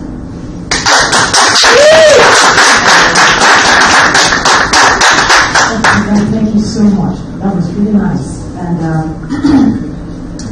you're so right. That is really what we need in the world, especially we as women. Because if we fight to get to the top and then we replicate exactly the way things have been, then we're still in trouble because there really hasn't been change. It's just that instead of men doing the foolish things that they've been doing, it will be women now doing those same foolish things because we don't care about each other. And just like we've heard, when there's compassion, there's loyalty. When there's loyalty, there's stability, there's sustainability, there's growth, not only in business, even in the family. So that is really the way to go. Thank you so much.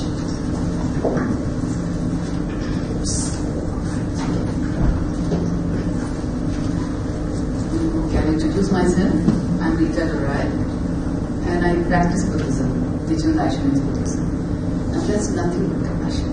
I'm a chapter chief there, and I heal people, I help people through compassion and through affection. So people are very attached to me. They are all the time.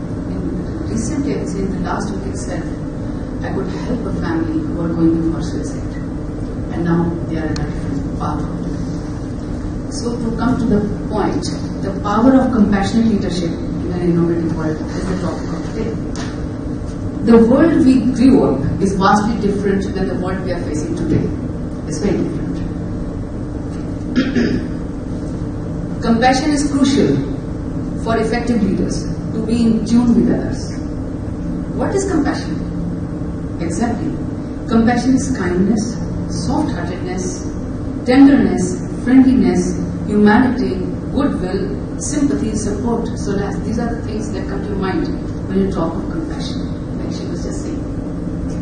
And it's so much required in today's world, where competitions are not only cutthroat, but things change frequently. Like your skill may be so much in demand today, but tomorrow it's obsolete. Nobody requires it. What do you do? Okay. And also, relationships have become very, very fickle. You hear of so many breakups in the families, everywhere. People losing jobs and all that. Even yesterday on the TV I was seeing that so many people are being laid off. Now, there will be one person, with that one person there will be so many other connected. So somebody has to hold their hand at that time. There are 3 pillars to compassionate leadership. Number 1, understanding the problem, situations and decisions of the person. Why that person has taken this decision? What is the situation? That's one very important point. Then people want to know, whoever you're talking to, that you feel what they are feeling. Understanding on emotional level is very, very important. But that's what kills a person. Motivational connection. That you want them to succeed on personal and professional front. It's not that you're saying, but you really mean, you really want them to succeed. This makes all the difference. Compassionate leadership means paying close attention to the other person and responding empathetically. The empathy part is very, very important. And taking thoughtful and appropriate actions to help.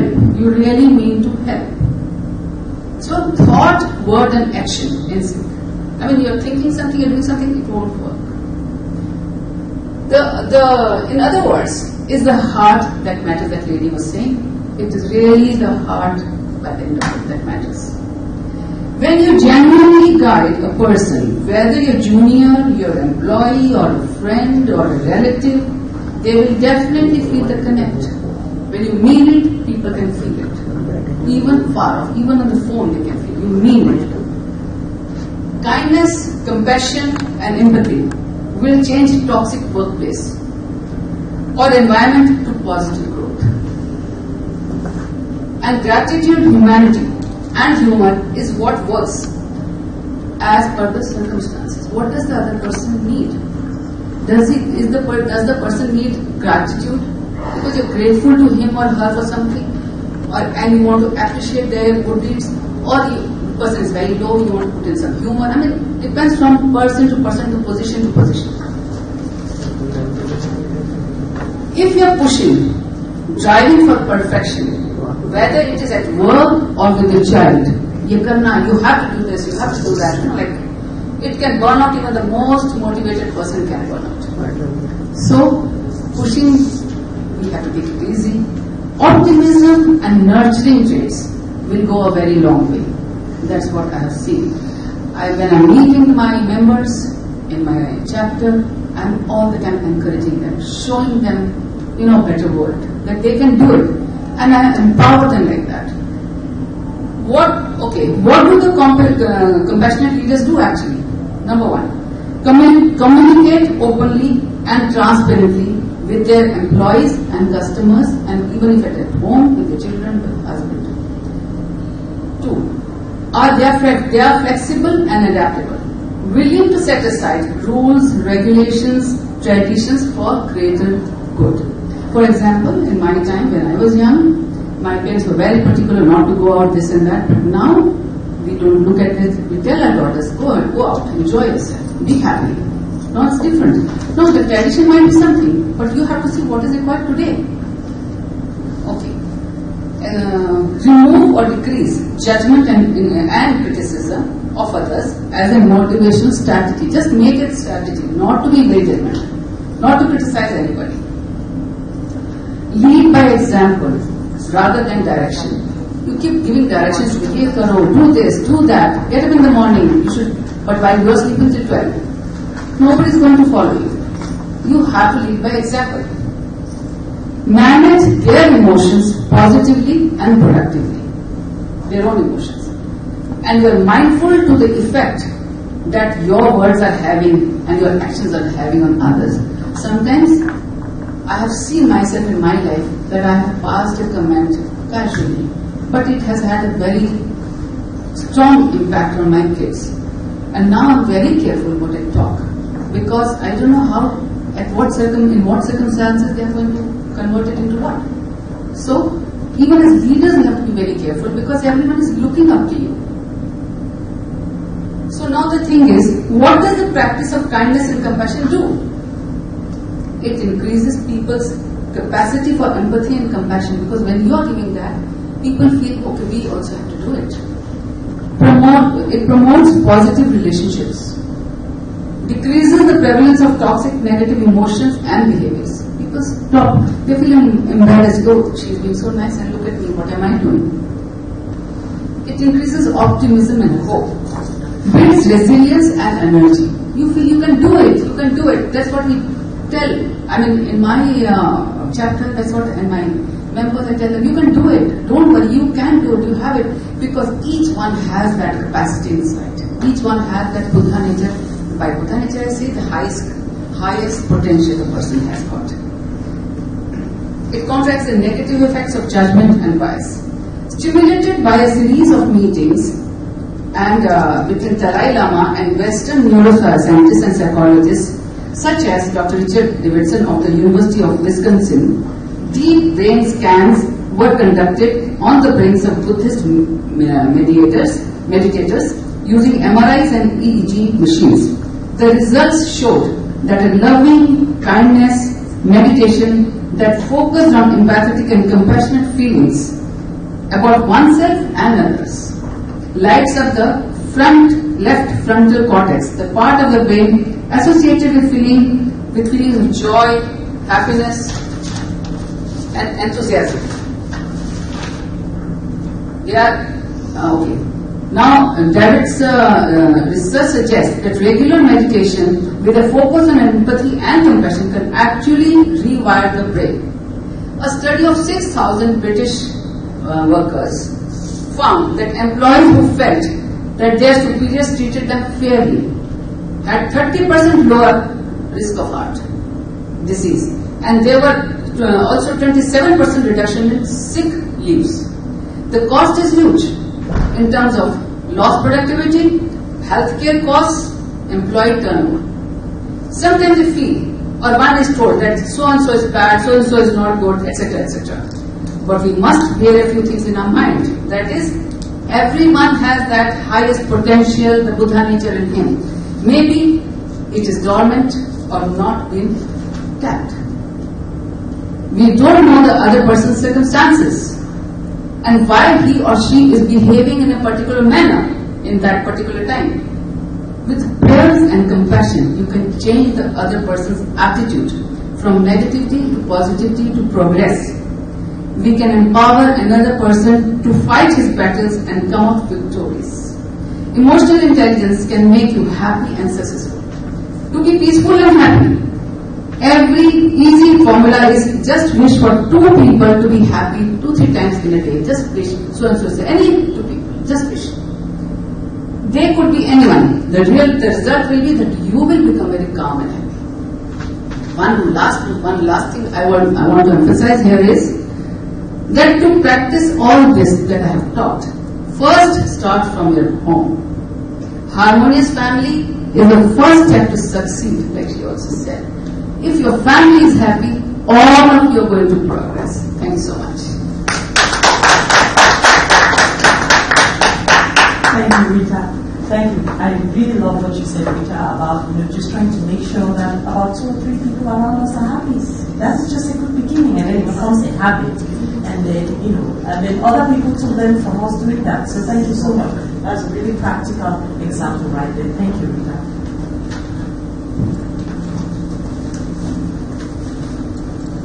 Thank you, ma'am. That was wonderful. Hi, I'm Neha Agarwal, and I've been 12 years into the corporate world and into the strategy and planning part of it. So I'll just give you an organizational perspective into what compassionate leadership is all about. Of lately, there has been a lot of buzz in the organizations regarding trainings on compassionate leadership. So what they are focusing upon is they are focusing on building strong relationships and developing people and inspiring them for the best results. In addition to what my fellow panelists have said, there was a study which was happened. There was a book called Good to Greatness. A lot of companies were analyzed as to what was that one feature which has taken companies from becoming good to great. And in fact, a lot of data had been analyzed on that front. And the leaders which were actually, the quality in that leaders which was taken about was, one, they were over-ambitious, and the second was personal humility. Now, the over-ambitious point in those leaders was for the good because that ambitious nature was not for themselves but for the greater good of the company. So they didn't have an inflated ego, and that brought a lot of personal humility in the employees and themselves. So that is what took the companies from good to greatness and took a quantum leap from what they were today. In fact, I heard one of my chairmen speaking in a session a week before. They say that, until and unless you have the hearts of the people with you, you can't have the best minds working with you. And I believe that if a company has to move on a path of innovation, it has to have compassionate leadership as the central belief in its culture. Thank you. Thank you. Right. Now, before we take questions, Tiffany, you explain it so beautifully, so simply, with such ease. We all got it right. What compassionate leadership is, right? You should make it so simple, so uncomplicated. We could actually just really understand what you're saying. Now, Rita, she added more to it. She said we could even practice it, and she gave us tips how to practice it. And then, Neha, you said companies now are getting involved and they're doing because they realize that it's important. But my question is, if it's as simple as Tiffany made it, why has it taken them so long? That's what I'm saying. Why has it taken the whole world so long to realize, right? And if it's as easy as Rita told us, just 2 or 3 people So, what are we doing? What is the missing connection? And I'm sure you can give us one. What is it that has just kept us from this simple, easy thing that we didn't get it all these years?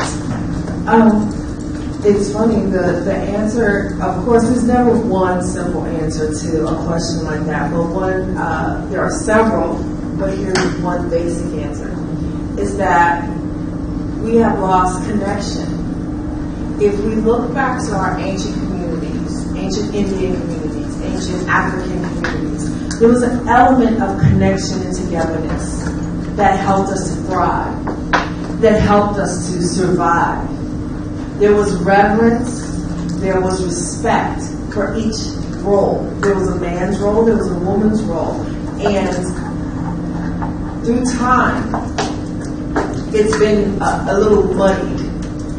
And so we've disconnected to why we were together in the first place. We've disconnected as women to what we were doing as community. Men have disconnected from their roles in that family.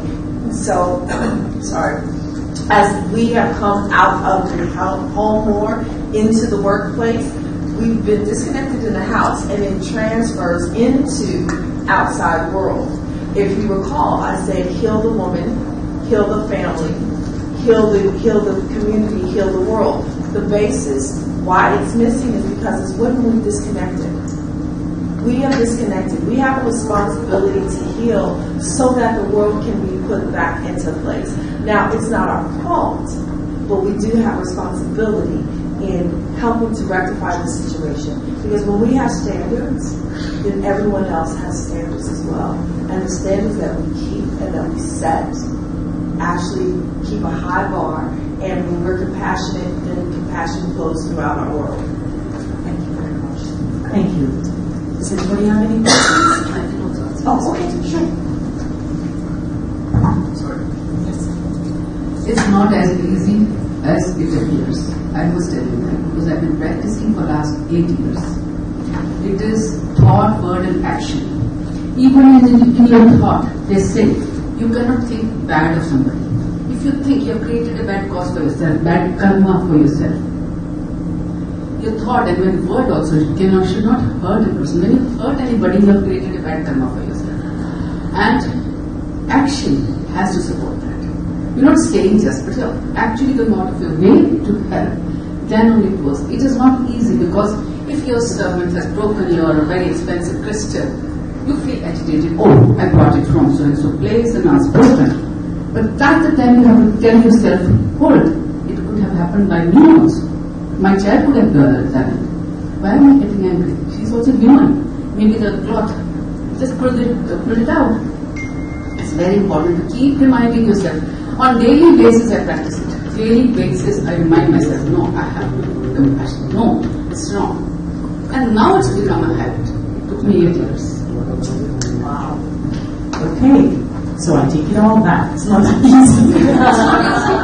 But you can make a beginning. Yes, well, we can definitely strive to start, okay? So guess what?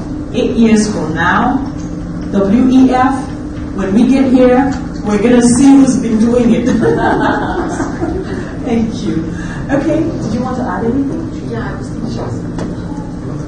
In the meantime, I'm willing to take questions if any of you have questions. Add what all they've said. I believe with the millennials which are now coming into the next organization, they have no scarcity of money, and because they have the best talent. So if an organization wants to retain that talent, so they will have to have their hearts in place, and they will have to win their hearts and develop a personal bond with them. Only then they could retain that workforce also.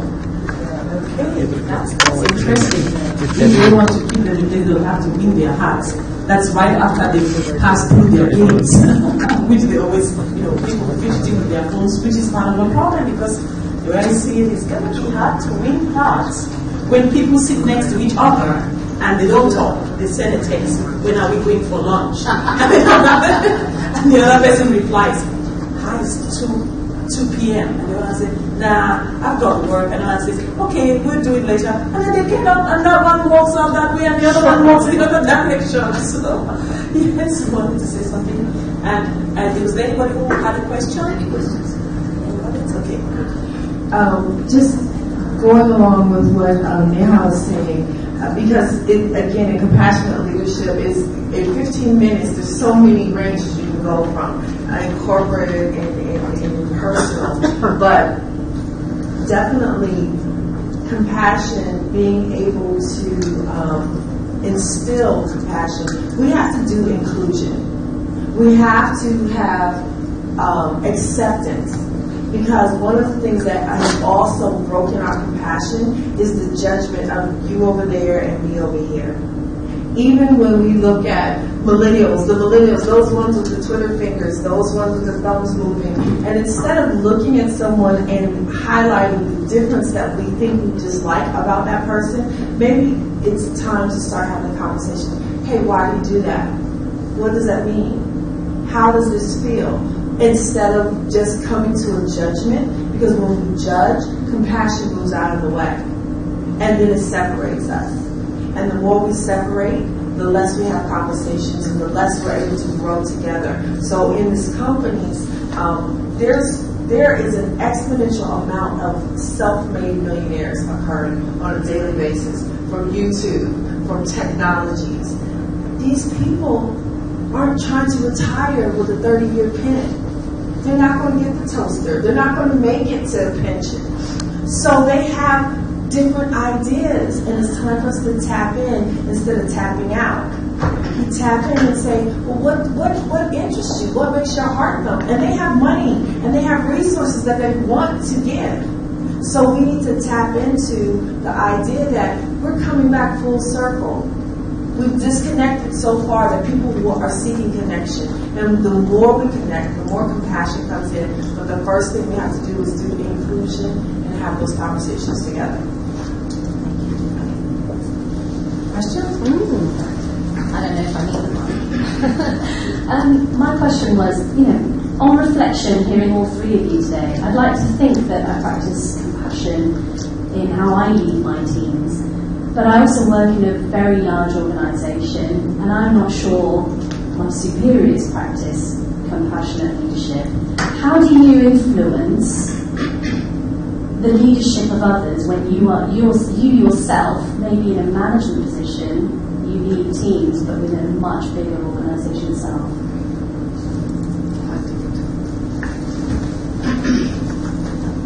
It's a very, very common problem that we are facing. Very often I'm asked this question in the forums, which I just not told you. First thing that we say here is, when you're joint salary, when you're joint salary for one person, it's worth for two. There's no shortcut. When you're joint salary for one, working for three, you will go out of your way to do extra work. Number one. We are thinking that maybe the bosses are not understanding. We don't know what their, which I just not touched indirectly, what their circumstances are, whether they're having a divorce at home, they're having children at home, fine. But you're not concerned, fine. Okay. What are you supposed to do? Pray for their happiness. Please pray for the happiness of your boss. This has really changed situations in my circle. It's actually done. When you feel I'll pray, what will happen in the prayer, he won't even know I'm praying. You don't have to tell me. This is invisible, but surprisingly the prayers reach. Just trust me on this. I've tried it and my members have tried it. They have come out victorious. One girl was going to lose her job. She came crying to me, "Auntie, help me." And I told her, "Do just apply for 1 month." And mind you, within 2 months she got the award of best employee of the company. It really helps.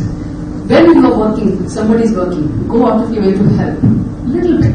I'm not saying leave your work, do your work. But pray for your boss, his happiness. Any person who's troubling you, any person who's hurting you, troubling you, start sending him positive prayers.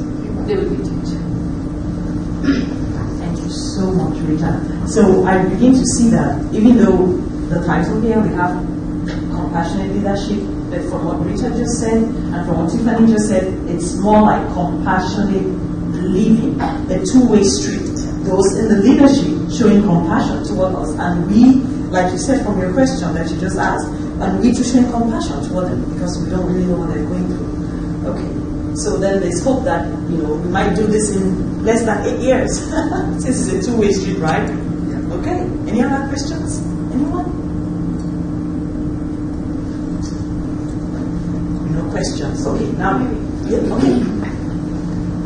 Sorry. Please, I don't think this thing doesn't come over.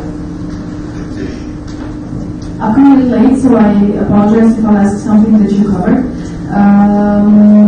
The thought that came to me is being a compassionate leader more exhausting? No.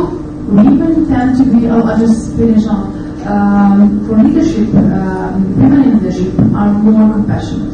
They're more engaging, they're more participative, and they put a lot of their own energy in relationship building. And that takes time, and that takes your personal energy also, and it takes a toll. Usually women are more stressed out, they have more burnout syndromes. So I was thinking whether also the compassion, although it seems as a very primal thing and very human and living, as you cited, how do they actually combine it? Because men often say, well, you're spending your energy too much. If you're focused, you do this way, that also means being less compassionate. So it's more like a provocation. So please, I look forward to your answers. Okay, that's a challenging one there. No, and that's like an extremely good question. What I find is that we need to practice more harmony in our lives. Compassion is only draining when we are out of alignment in some area. And sometimes what we think is compassion can actually be self-sacrifice and piety and some other things and not actually compassion. And if you are, or if we are tired from being compassionate, we may not be authentically showing compassion. Because in honesty, I've never felt tired of just giving love to someone. When we are able to put borders and lines and really be clear about what we're doing and why we're doing, because in business, sometimes we're afraid to speak up. And so we'll go, okay, I'll do it. Oh, no problem, I'll say it. And we don't speak up and actually use our voice authentically. That's tiresome. And that's not compassion. And most of all, it's not compassion to ourselves. So when we are tired from showing compassion, I can tell you 9 times out of 10 it's because you haven't started giving compassion to yourself first. Being self-sacrificing to everyone else around us is not good for everyone else, and it's not good for us. So looking for the harmonious parts. If you are giving and you're like your gut and your intuition says, no, I don't feel right about this, it doesn't make me feel good, don't do it. That's the key. Listen to our guts. That's like one of the first things. When we don't listen to our divine hotline, this is what I call our divine hotline. This is where God speaks. This is where our source energetically will tell us this is not right. This does not feel good. And then we can come up with alternatives that will energize us and allow us to energize the communities and the businesses that we work in. For that. Thank you. Thank you. Any other questions, anyone? Okay, I have a question. Now, having established how important this is to our present day living and to the future, if we really have to have the kind of future that we want, I wonder, what are your thoughts on compassionate, I wouldn't want to say leadership anymore, I would want to say compassionate leading. What are your thoughts on this beautiful concept being introduced into the educational system with the children, so that we have a situation where in a few years we don't have to deal with this problem because we started to groom, we started right from the foundation, raising them up. What are your thoughts on this? We in the Buddhism have a future division and a cubs division. Cubs division are the kids preschool going, and then from there to fourth to the school, till the school it is future division. These are the future, they are our future. And we pay them so much of attention that it's not even funny, because they are our future. They're the future of our country. So we through our concepts, which are told in a comic way, in a story way, we tell them. We have a Future Division Times, a newspaper for them, which has all these things. And then we encourage them to take part in our monthly meetings or whichever meetings. Encourage them to sing those songs, to enact those things. Somewhere it is going. And if their parent, even one parent is practicing, it has a huge impact on the child. Because when you're saying something, you have to practice it. You can't tell the child, like I said, get up at 7, start studying, or 5 o'clock in the morning, while you're sleeping at 10. No. You yourself have to set an example. Leading by example is very, very important. How you treat your child, he's going to treat others like that. If you are understanding your child, his problems, talk to them on a daily basis when they come from school. As a housewife, the first thing is you have to send your children and your husband with a smile, so that when they go out in the world, they are meeting others with a smile. When they come back home, you have to, really welcome them with a hug or a smile. How was the day? Come, let's have dinner, let's have lunch. It's very, very important as a woman. Woman is the key, the sun of a family. If a woman is right, the whole family will work. Thank you. No pressure there for women, right? Absolutely no pressure there for us. We are up to the task. And we are, right? Okay. The thing is this, though, and I know when you were talking, one of the beautiful things that you said, Rita, from the beginning was that times have changed. And so now we really don't have a situation where we have probably many housewives, but we do have wives, because a lot of women now, are professional women. But I suppose using what you just said doesn't change the fact. Even if you're a professional one, right? You should say. Even if you're going for your children, you have to say bye to them, kiss them, and now that's my daughter sitting.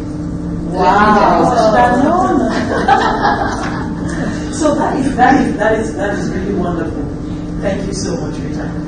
Any questions? Any answers? Yes, to the education then. Just in the U.S., they've actually started trying to implement yoga in certain schools, and they've shown that when children do yoga, that they're calmer, they listen more, their grades are better, there's less incidents of violence and anger in school. And so one thing that we need to do as leaders is use our voice more. So we are the mothers raising the children. We are the ones sending the children to school. We can use our voice to change the educational system. Some of us are teachers, but what's happened a lot is that we're afraid to buck against the system. And in order for us to get new results, we have to be willing to do things in a new and a different way. And there will be people who will not agree with us and who will push back and who will tell us, you're just a woman. Why are you trying to change it? This doesn't work. It didn't work over here. But we have to still remain steadfast. We have to be convicted that we want a better future for our children. And so it's worth getting a movement together, getting people together, getting the other mothers on the block and saying, listen, we want this in our schools for our children. I'm a teacher and I want to talk to this other teacher, and let's come together and come up with a program, and we take it to the school board and we make things happen. Someone in a session yesterday was talking about how around the world, just because of the president that has come to the U.S., there are over 470, marches with women from all around the world. 310 of those happened in the U.S. Because when we come together, we make a difference, we make an impact. And we just have to remember that. It's hard sometimes, like I said, with bills and kids and dinners and husbands and heartbreaks. It gets overwhelming. It can be overwhelming, but when we actually support one another and work on the judgment, work on the inclusion, and say this is what we want for our children, raising compassionate children is one of the best gifts we can give our future generations. Because they're going to be the ones that have the world in their hand. And we hope that we'll leave them something, and they'll leave something for whoever's after them. Thank you so much. So finally, from every indication, it's really on us women, right? From And I just thank you people so much. I thank you, Tiffany, Rita, Neha, because even though it looks like a huge responsibility, but just seeing that the way you guys have explained it, and that you guys are practicing it, and that you are doing it, so I know that we are all strong enough, we can do it. We can absolutely do it, and I'm sure that we will do it. And in fact, that's one of the reasons why we are here, right? We want to empower ourselves, and empower doesn't just mean make money. We want to empower ourselves from an inner man, so that we can be able to lead and steer the world in the right direction. So I know we're going to do it. Thank you people so much. It's really been enlightening. I've enjoyed myself, absolutely. I've learned a lot as well. And I hope you people too have enjoyed and learned a lot. Thank you so much. It's really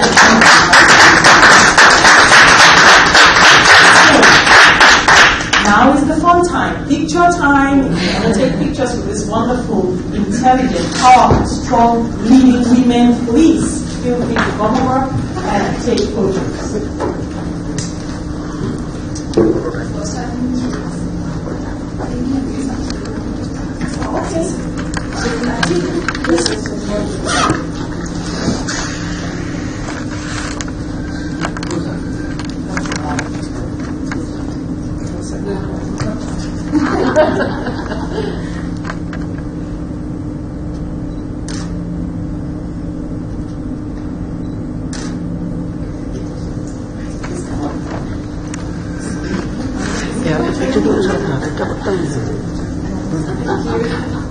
बंद कर दे।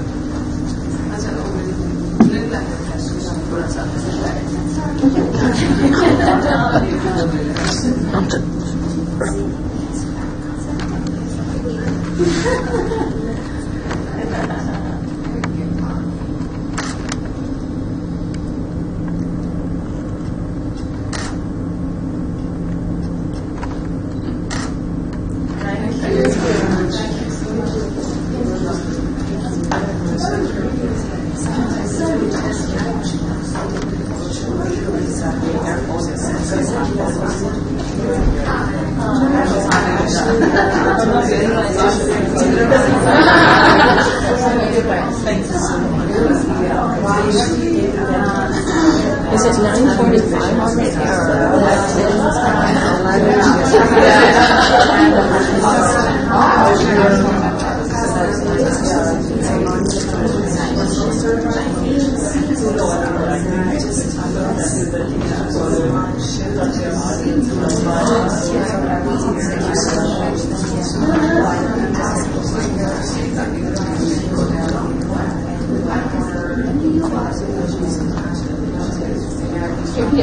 Maybe that's why I'm cold. I didn't bring a shawl.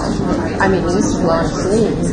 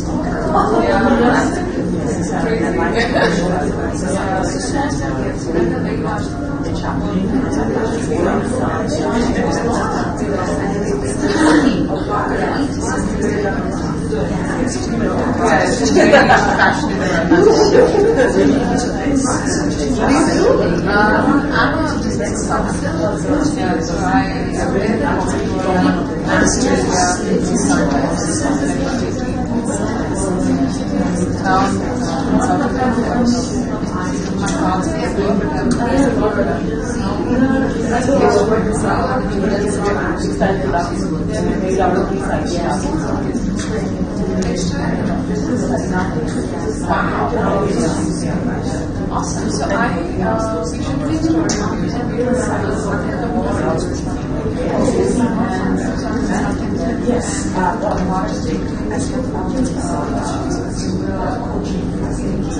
Thank you. It was brilliant. Thank you. Thank you. I wasn't expecting myself. It was really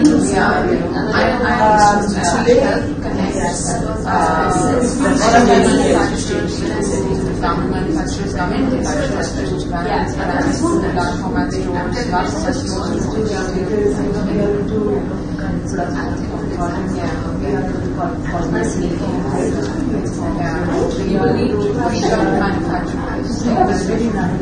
Seriously.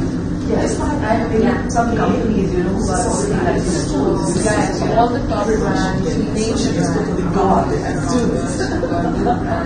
It's really genuine. They're all excited because we do something not just in the fashion, because it's more famous. What's that? What's the watch? So, you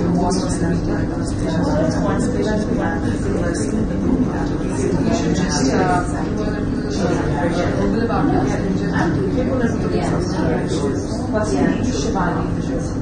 So, in order for us to have compassion, we have to actually make it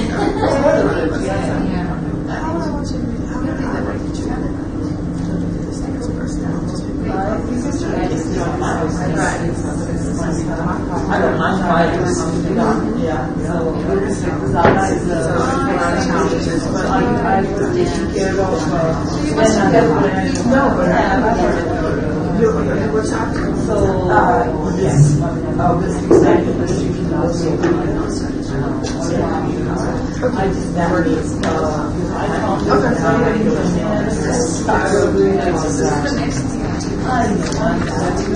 it possible to have one first? Yes, it's fine.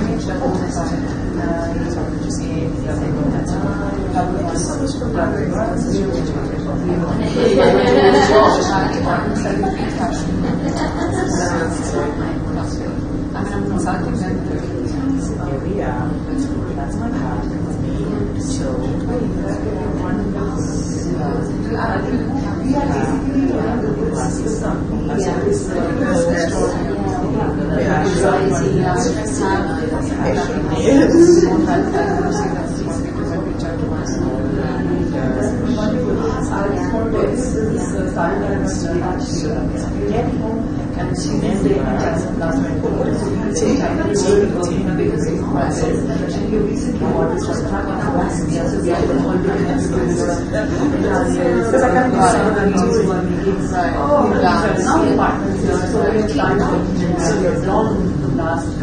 Yes, I am. That was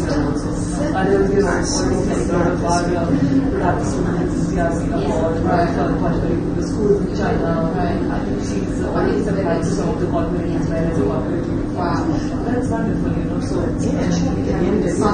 Delighted to meet you. nice to meet you.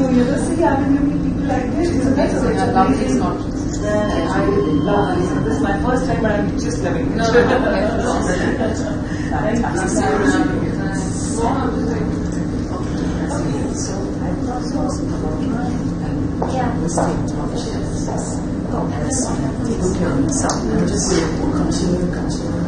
love the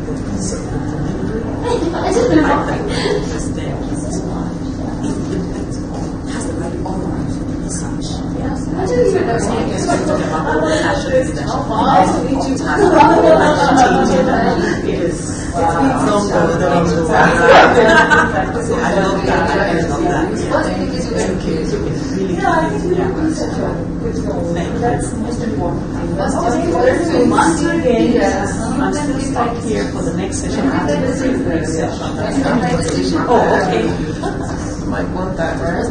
Yeah, definitely.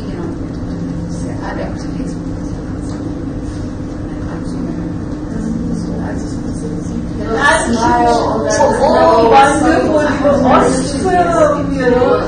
I'm like her business cards. Okay, what are you doing? Okay, that's be perfect. And there is me. We make textile products out of recycled plastic bottles. So we are just trying to, help environment a little bit by utilizing the waste into something useful,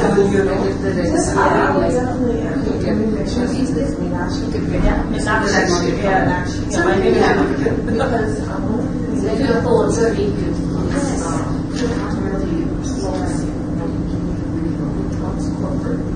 Was it a very good first year? Because the relationship was more we are not non-profit, but we are a company who are making profit with the right cost. Yeah, it is. So, that's right. That's so wonderful. I can just click your name so that I can just look for you. Perfect. You get a face, please. Yeah. Yay. Good to see you. so very much. Thank you. All right.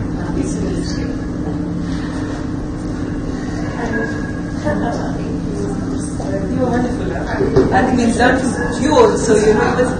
Thank you. Nice to meet you. Thank you.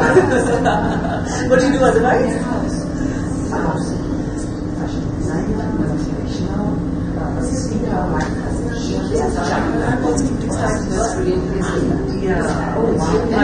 I've been working, of course. I've been working in this industry for more than 20 years now. I was with French group, then I worked with Group Intertex. Group Intertex is the one who has Dara as a brand. So now I'm working with the company who makes textile products out of recycled plastic bottles. So we are Yes, You're exhausted. I feel energized. We are making fashion, we are making textiles, we are making corporate uniforms, we are making school uniforms out of recycled plastic. Seriously? Yes. That sounds exciting. It sounds so... I think that also excites me. Absolutely, you're absolutely right. That excites me as well. That's the reason I want to do something different this time. I said I'm tired of the real corporate doing the same job over the years. So I said I want to do something different. So I just encountered this and I really liked the concept. So I'm into it. So do you think if we can connect many times, most welcome. Most welcome. Exciting. I guess I didn't hear you right. I guess I didn't. I'll show you. There's some here too. We are bringing two all the threads. I just want to show you some of the fabric. These are some hand-woven fabrics. This is recycled polyester plus cotton. Yes. So I think suits. Yeah, it's for the jacket. We are partnered with one of the fashion designers who uses our fabrics in our collection. So these kind of things, this is hand woven, but it's normal fabric also. It's for the social cause and always doing some kind of We're on the same page. Not that you guys are taking your stuff. She just got nauseous. Let me show you. Right. Very open. So you guys are trying to decide. And this dress, this is when your child is initiated of old and she's dated things, that time so that is his mother, so many days. Really don't have to wear that. And then you're modifying it. You're just going to have your version. Mommy's dress. You are good. And mommy is mommy. That's so very wonderful. It's so modern, so nice. Yeah. So I have I actually did quite a few of them. We did for women raising awareness fashion show to raise awareness about human trafficking. Oh, and this last Saturday I had another fashion show to raise awareness against the child soldiers. Nations and issues of these children and soldiers. So I use my gifts a lot. I try to do something social. Yeah, I understand. Yeah. But I just showed you this because we're talking about recycling, right? That's cool. It's a recycling it's a different way of recycling, but yes, it is. But it is. Oh, that's so wonderful. That's very wonderful. Do you have your business card with you right now? This is actually it. My kids. I see a picture. Yeah, so, okay, I was actually going to email it to you. Right? Perfect, you can do that so that I have email address. Exactly, yeah, and then we don't have to try to transfer it. Absolutely. Because I realize it's difficult. It's taking So, it's Neha.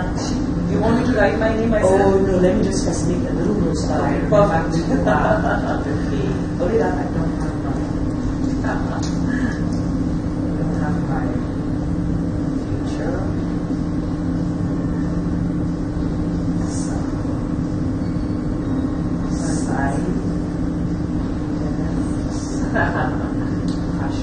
Seriously, because like I said, you guys have taken it a few notches.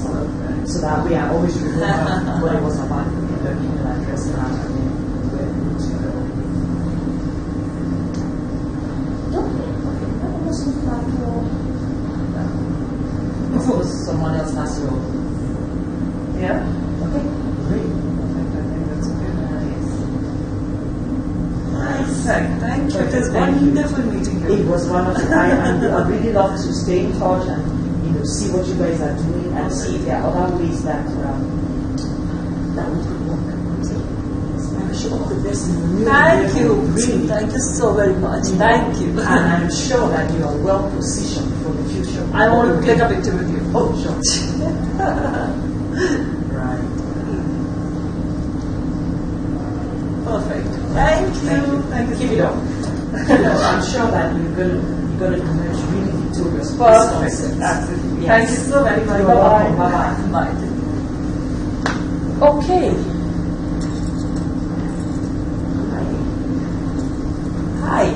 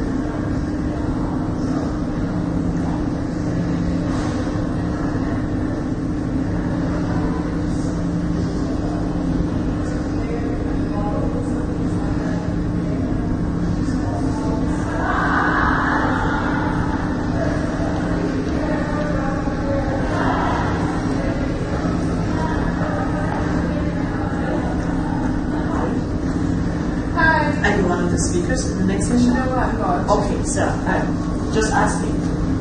Is this the one? Sorry? This just finished. This is just finished, Yes. right? Yes. Are you taking the next session? I'm moderating. Yeah. You're moderating for it? Fantastic.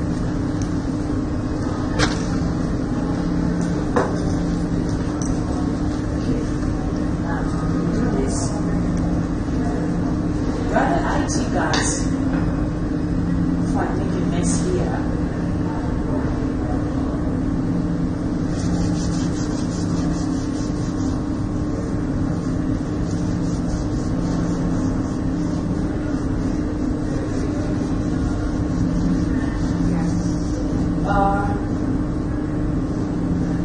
Is that the next one? This is the one coming up? Yes. Oh, so I got it right? Yes. Yay! Okay. Try it with the word of yours. Is there somebody, I'm speaking in this room at 2:15. So, yeah, so I'm just walking in because that's part of my crowd. Oh, sure. Is there somebody who sits here? Typically, there should be, but there isn't. Oh. So, but if you need one, if you need someone, what you could do is there's some ladies just sitting at the table, just as you come down the staircase. Yeah, no, I don't need, I'm gonna, actually, what I'm doing unique this time is I'm gonna have my notes, and so I'm gonna use this table as a reference, but I did not block anybody if they were sitting here working. No.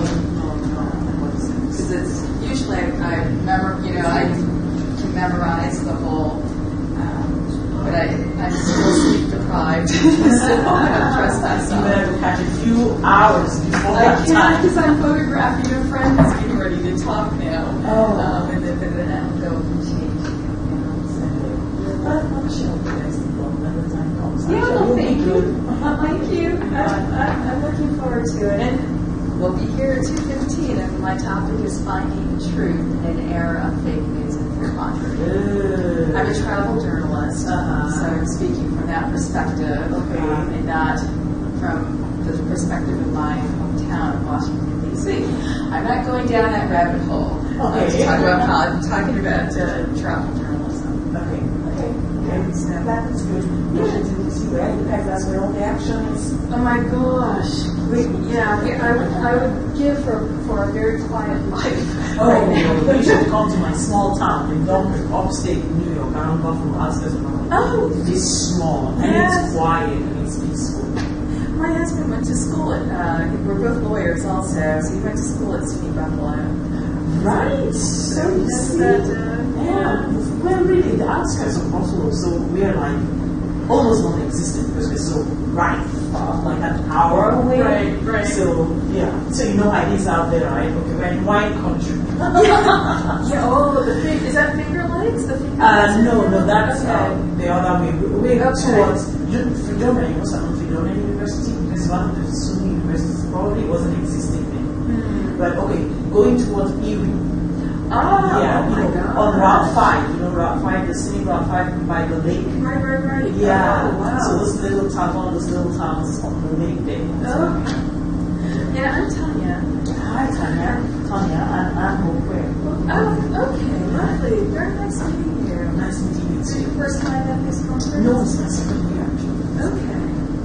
My first. So I have a friend who's from The Hague and knows hurricanes, so I should recommend her. Well, I hope that you get what you hope for and more. Yeah. I mean, amazing people. So, nothing else. If my video fails, if I forget a line, none of that matters because I've made some wonderful friendships here. And I don't mean to interrupt, so I'll let you guys get back. All the best. Thank you so much. Take care. Okay. Where is everybody? Good question. That's the question who I was asking. Okay. Where are people? It starts getting towards lunchtime, it gets complicated. And then immediately after lunch, it gets complicated. And then the last sessions before dinner, it gets complicated. And then the first sessions just after breakfast. So pretty much they're just like 5 slots. If you don't get those 5 slots, you're in trouble. So what do you do? I'm a fashion designer, I'm a life coach, a motivational speaker, and a chaplain. Yeah. And what takes up most of your time? Taking care of my husband and 5 kids. Yeah, that's really what takes up most of my time. But otherwise, I travel a lot. I'm just kidding. My kids are quite grown. My youngest is 14, and my oldest is 24. So you look gorgeous. Thank you. So I travel a lot. So if I'm not traveling to speak, I'm coaching. So those are the 2 that take a lot of my time. And then of course in my spare time I design. I build collections. So I usually have fashion shows to help raise awareness. So I use my gift more to raise awareness about whatever thing I want to raise awareness about: human trafficking, child soldiers, breast cancer, sickle cell,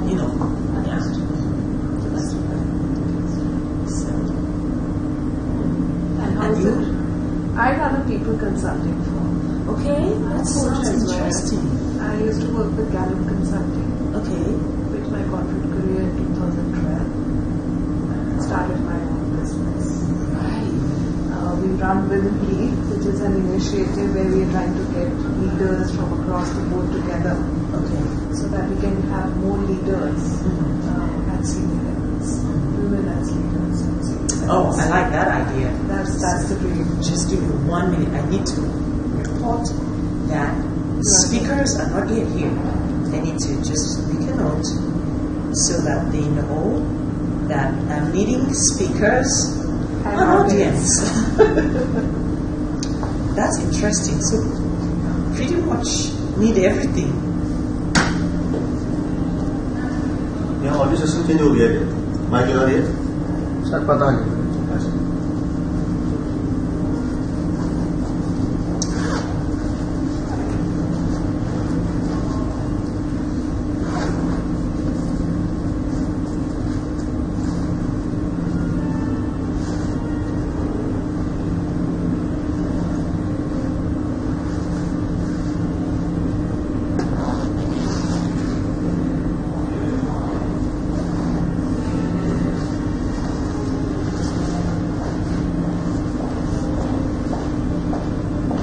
Coffee, how was the last Hi. one? Oh, I was just sending a text that I need the speaker and the audience.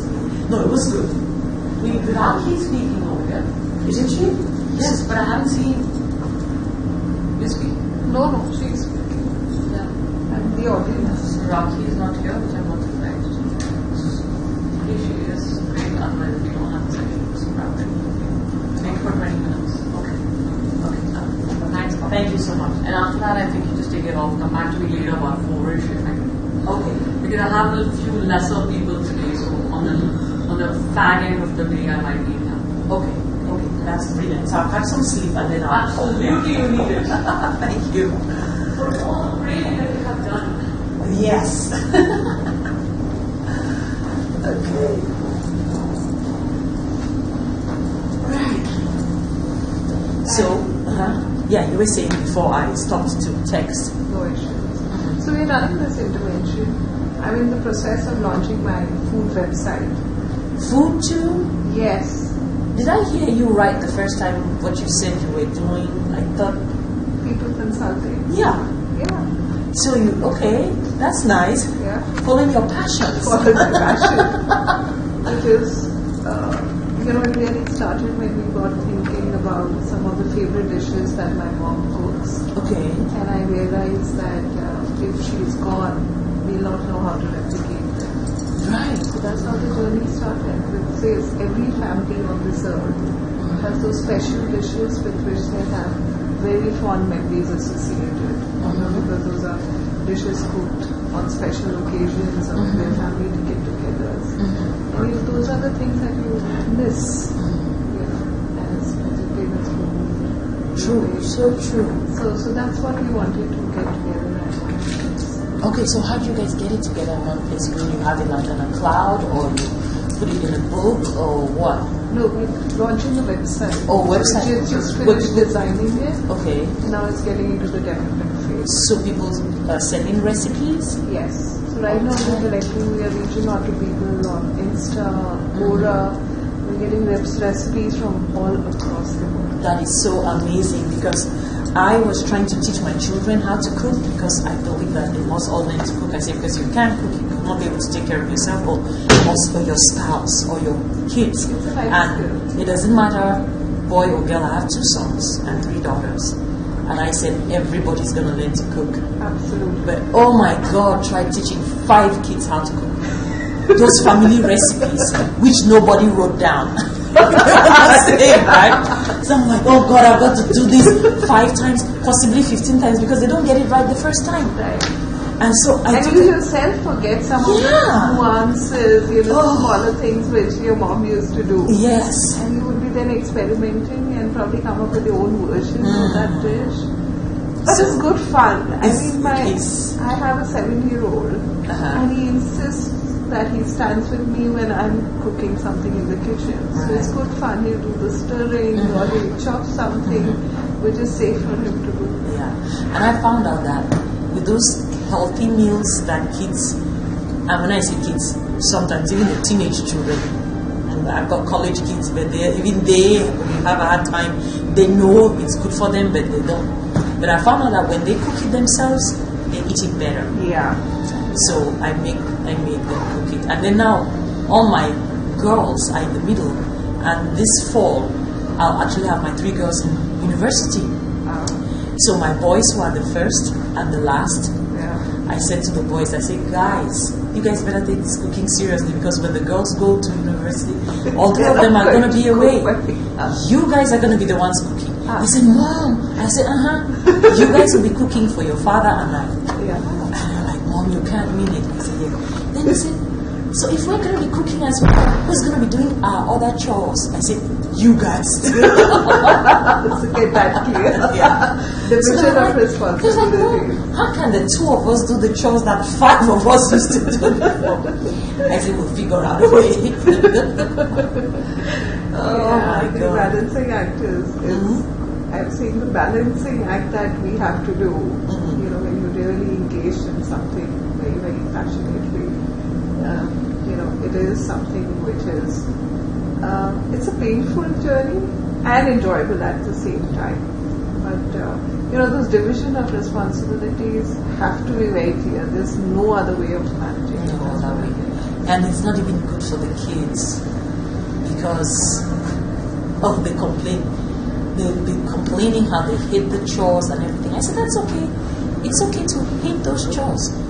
Which just gives me hope that you take your education seriously, because if you don't take your education seriously, you're going to be doing these chores to get paid so that you can make a living. That's it. So I'm glad that you don't like it, because then that gives me hope that you're going to be seriously studying. Otherwise, yeah. And then they were complaining. And then they said, oh, well, they're going to study so that they're going to earn enough money so that they can have a cleaning lady and this lady. I said, you know what? That's absolutely wonderful. I said, but first of all, you need to at least have an idea what you want done in your home.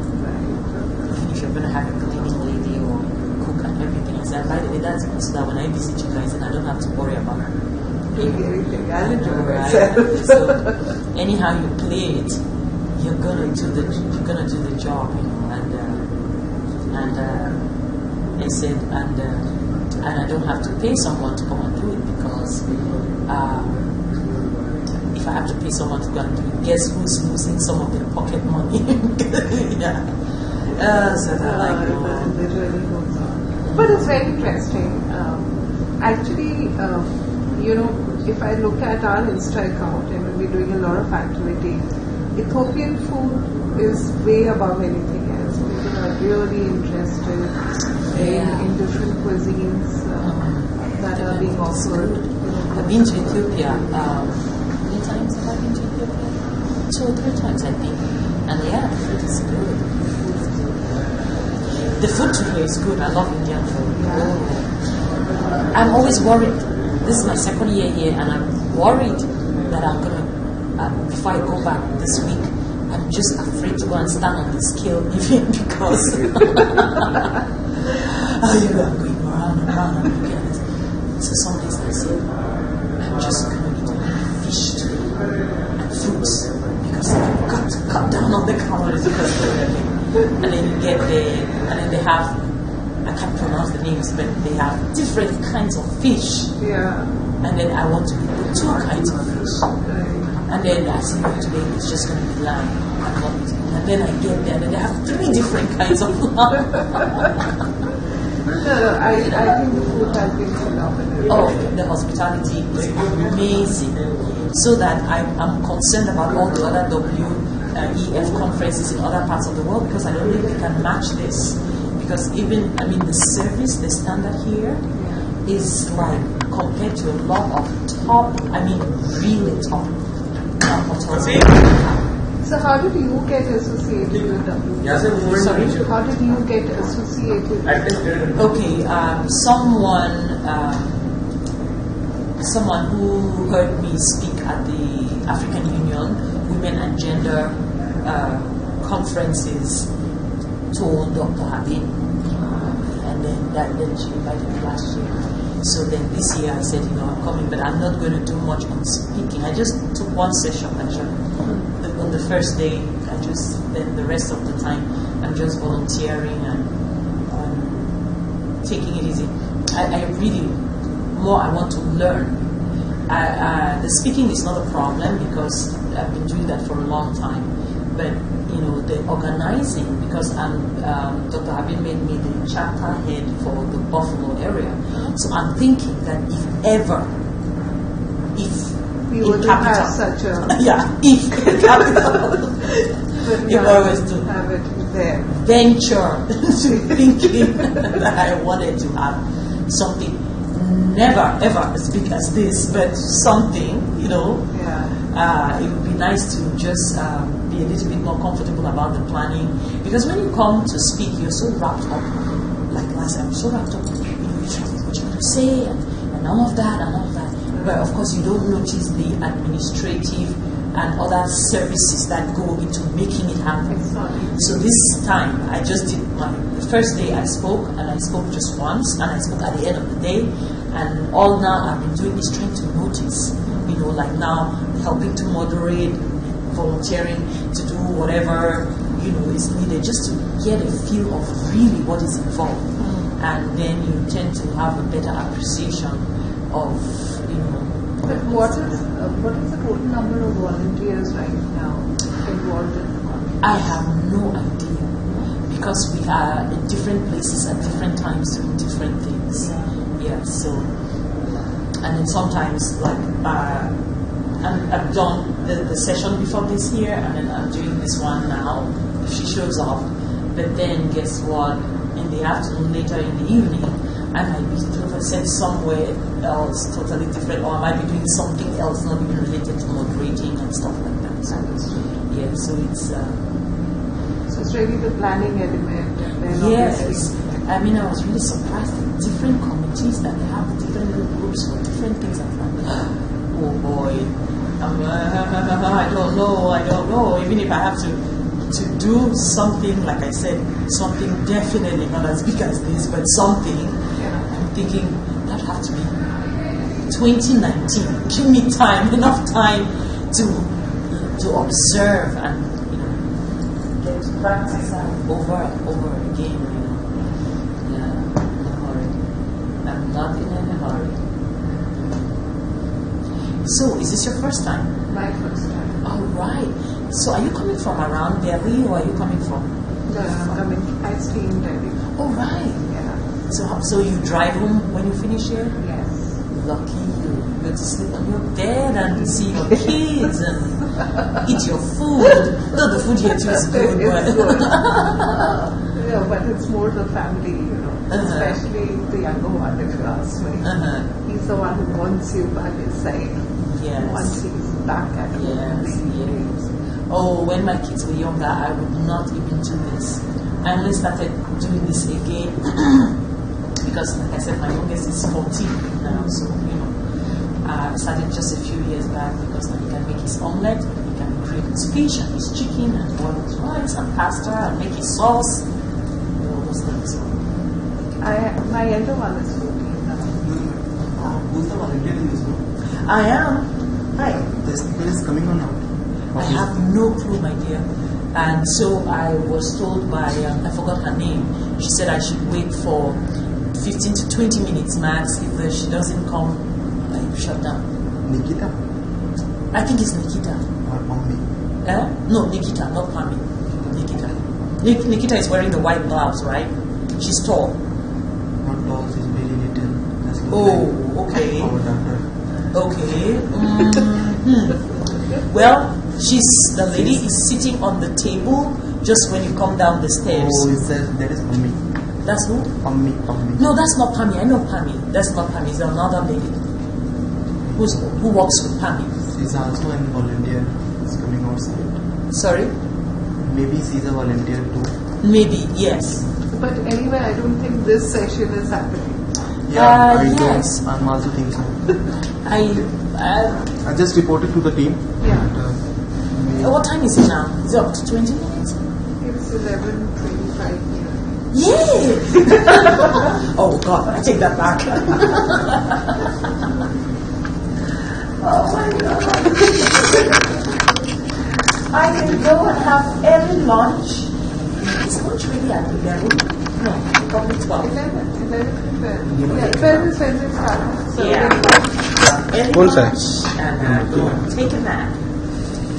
when did you reach Delhi? I came in on Sunday night and I'm leaving tomorrow evening. Oh my God, it's already time. Right. Do you have your car?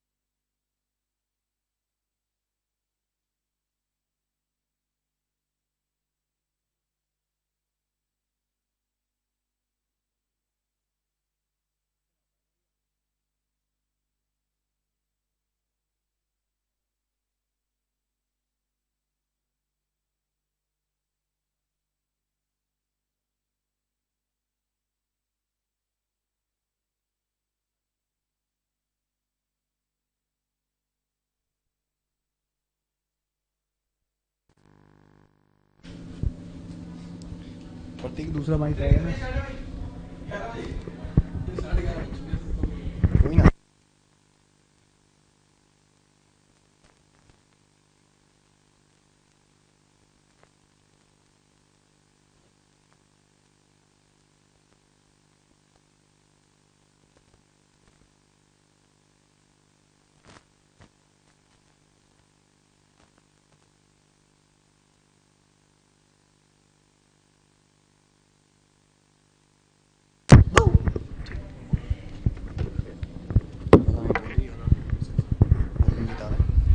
Side में रख देगा लंबी तार बहुत कर दिया इसमें डाल देंगे ठीक है और जल्दी मेरे को बैठ के लवड़े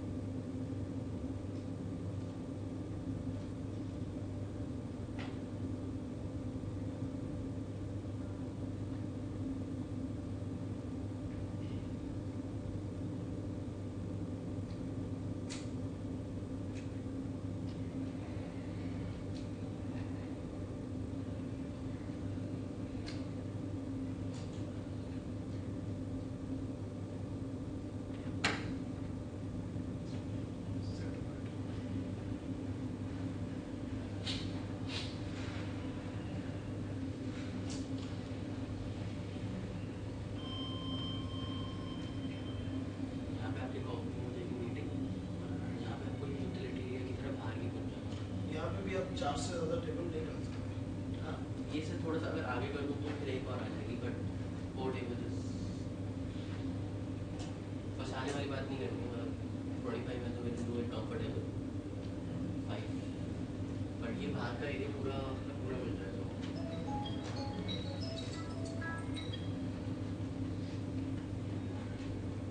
यहाँ पे बाहर आ जाएगा।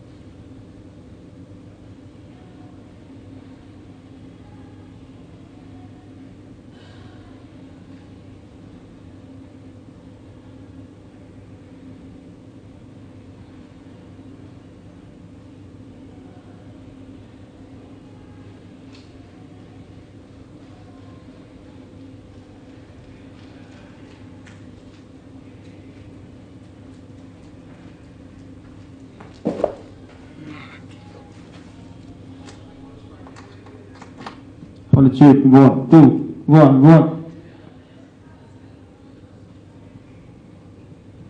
On the check, 1, 1, 2, 2, 1, 1. Hello, 1, check, check. Hello.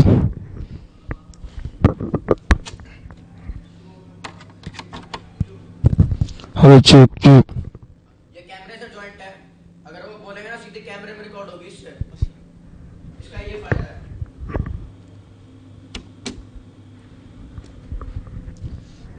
कौन सा होता है? ये चेक ऊपर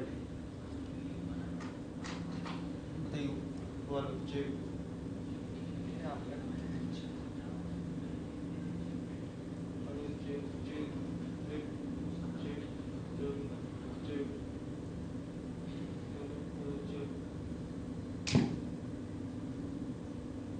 यार लैपटॉप रहा hello check check check check check 1 1 2 2 2 1 1 और check check check check check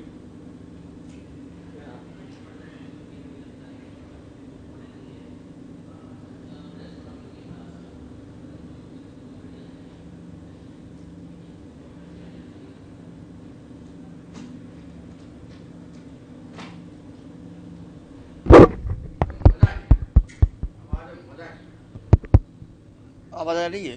hello check hello hello check check hello hello hello अबे बोलना सही से। Hello check check hello check hello check check 1 1 2 2 hello check check हैं hello check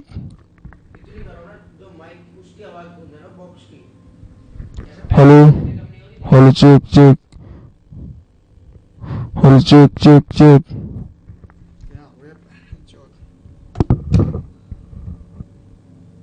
ये laptop हटा दे, ओए laptop हटा दे। लैपटॉप हटा दे। हाँ अबे उसको लगाएंगे चार्जिंग पे ना। इसको मार डालना। क्यों वहाँ रखोगे? पता है क्यों? ये लैपटॉप चलता है, उनके प्रेजेंटेशन की फोटो आती रहती है सामने। वो सामने पेरेंट्स से बुलाने आके can I need help, can I need help. मगर मैं क्या हेल्प करूँ? मैं वाला थोड़ी ना, मैं तो फोटोग्राफर हूँ, वीडियोग्राफर हूँ। दो वायर हैं, एक वायर इधर से जा रही है तो वो वाले रख देना। ये काले वाला करा कर इधर से, जिसमें आवाज है ना उसको। हाँ ये शाबाश, वेरी गुड, बहुत अच्छे, वाह।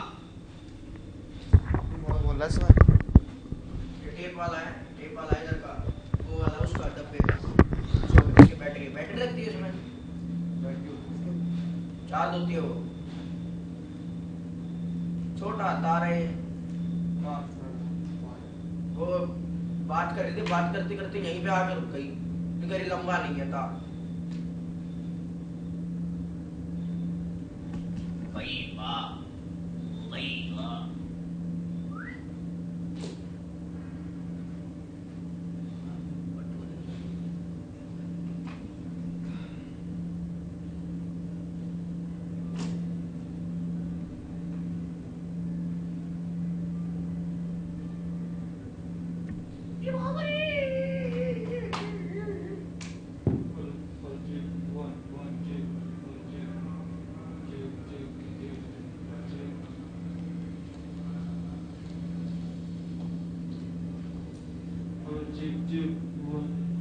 हाँ जी बाबूजी, फोन मार लो ने। वो तो मेरे से कह रहा था भी मैं तुम्हारा भाई साहब, तुम्हारे ऊपर, तुम्हारे बंदे। Two, 1, 1, 2, 2, 1.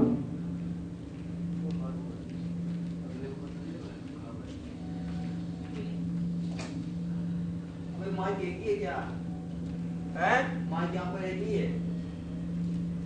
एक तो वायर वाला है, एक बिना वायर वाला, जिसमें बैटरी नहीं घुसड़ते। बैटरी घुसड़ने वाला नहीं है भी। क्यों? बात मुझे पता नहीं क्यों। 50 रुपये ले गए ना भाई। गेट बंद कर देना, हम थोड़ा देर मतलब है ना नींदी आ रहे हैं, सुस्त आ रहे हैं।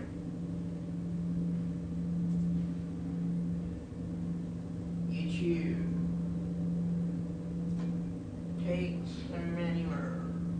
तुम्हारी बैटरी को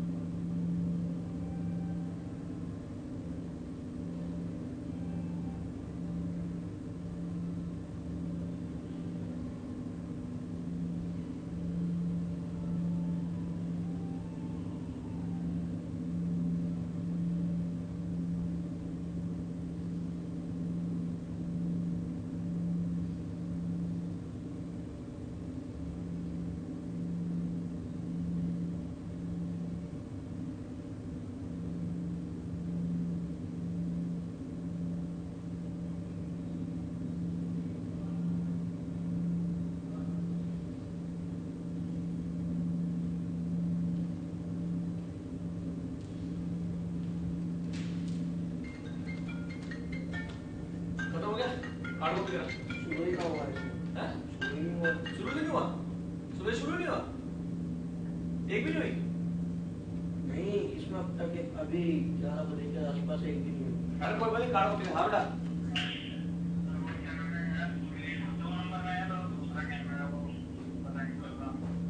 अच्छा।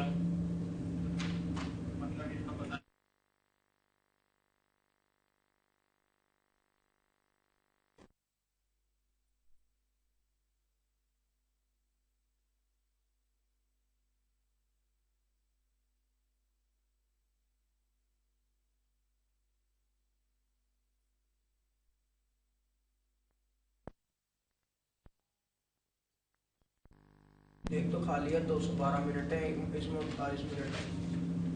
चलो भाई हो गया, 12 नंबर को मैं ये तेरा नंबर भी तो 12 की है। 13 लिखा है इस पे, कार्ड पे 13 लिखा है, कार्ड पे 13 लिखा है, डब्बी पे 12 लिखा है।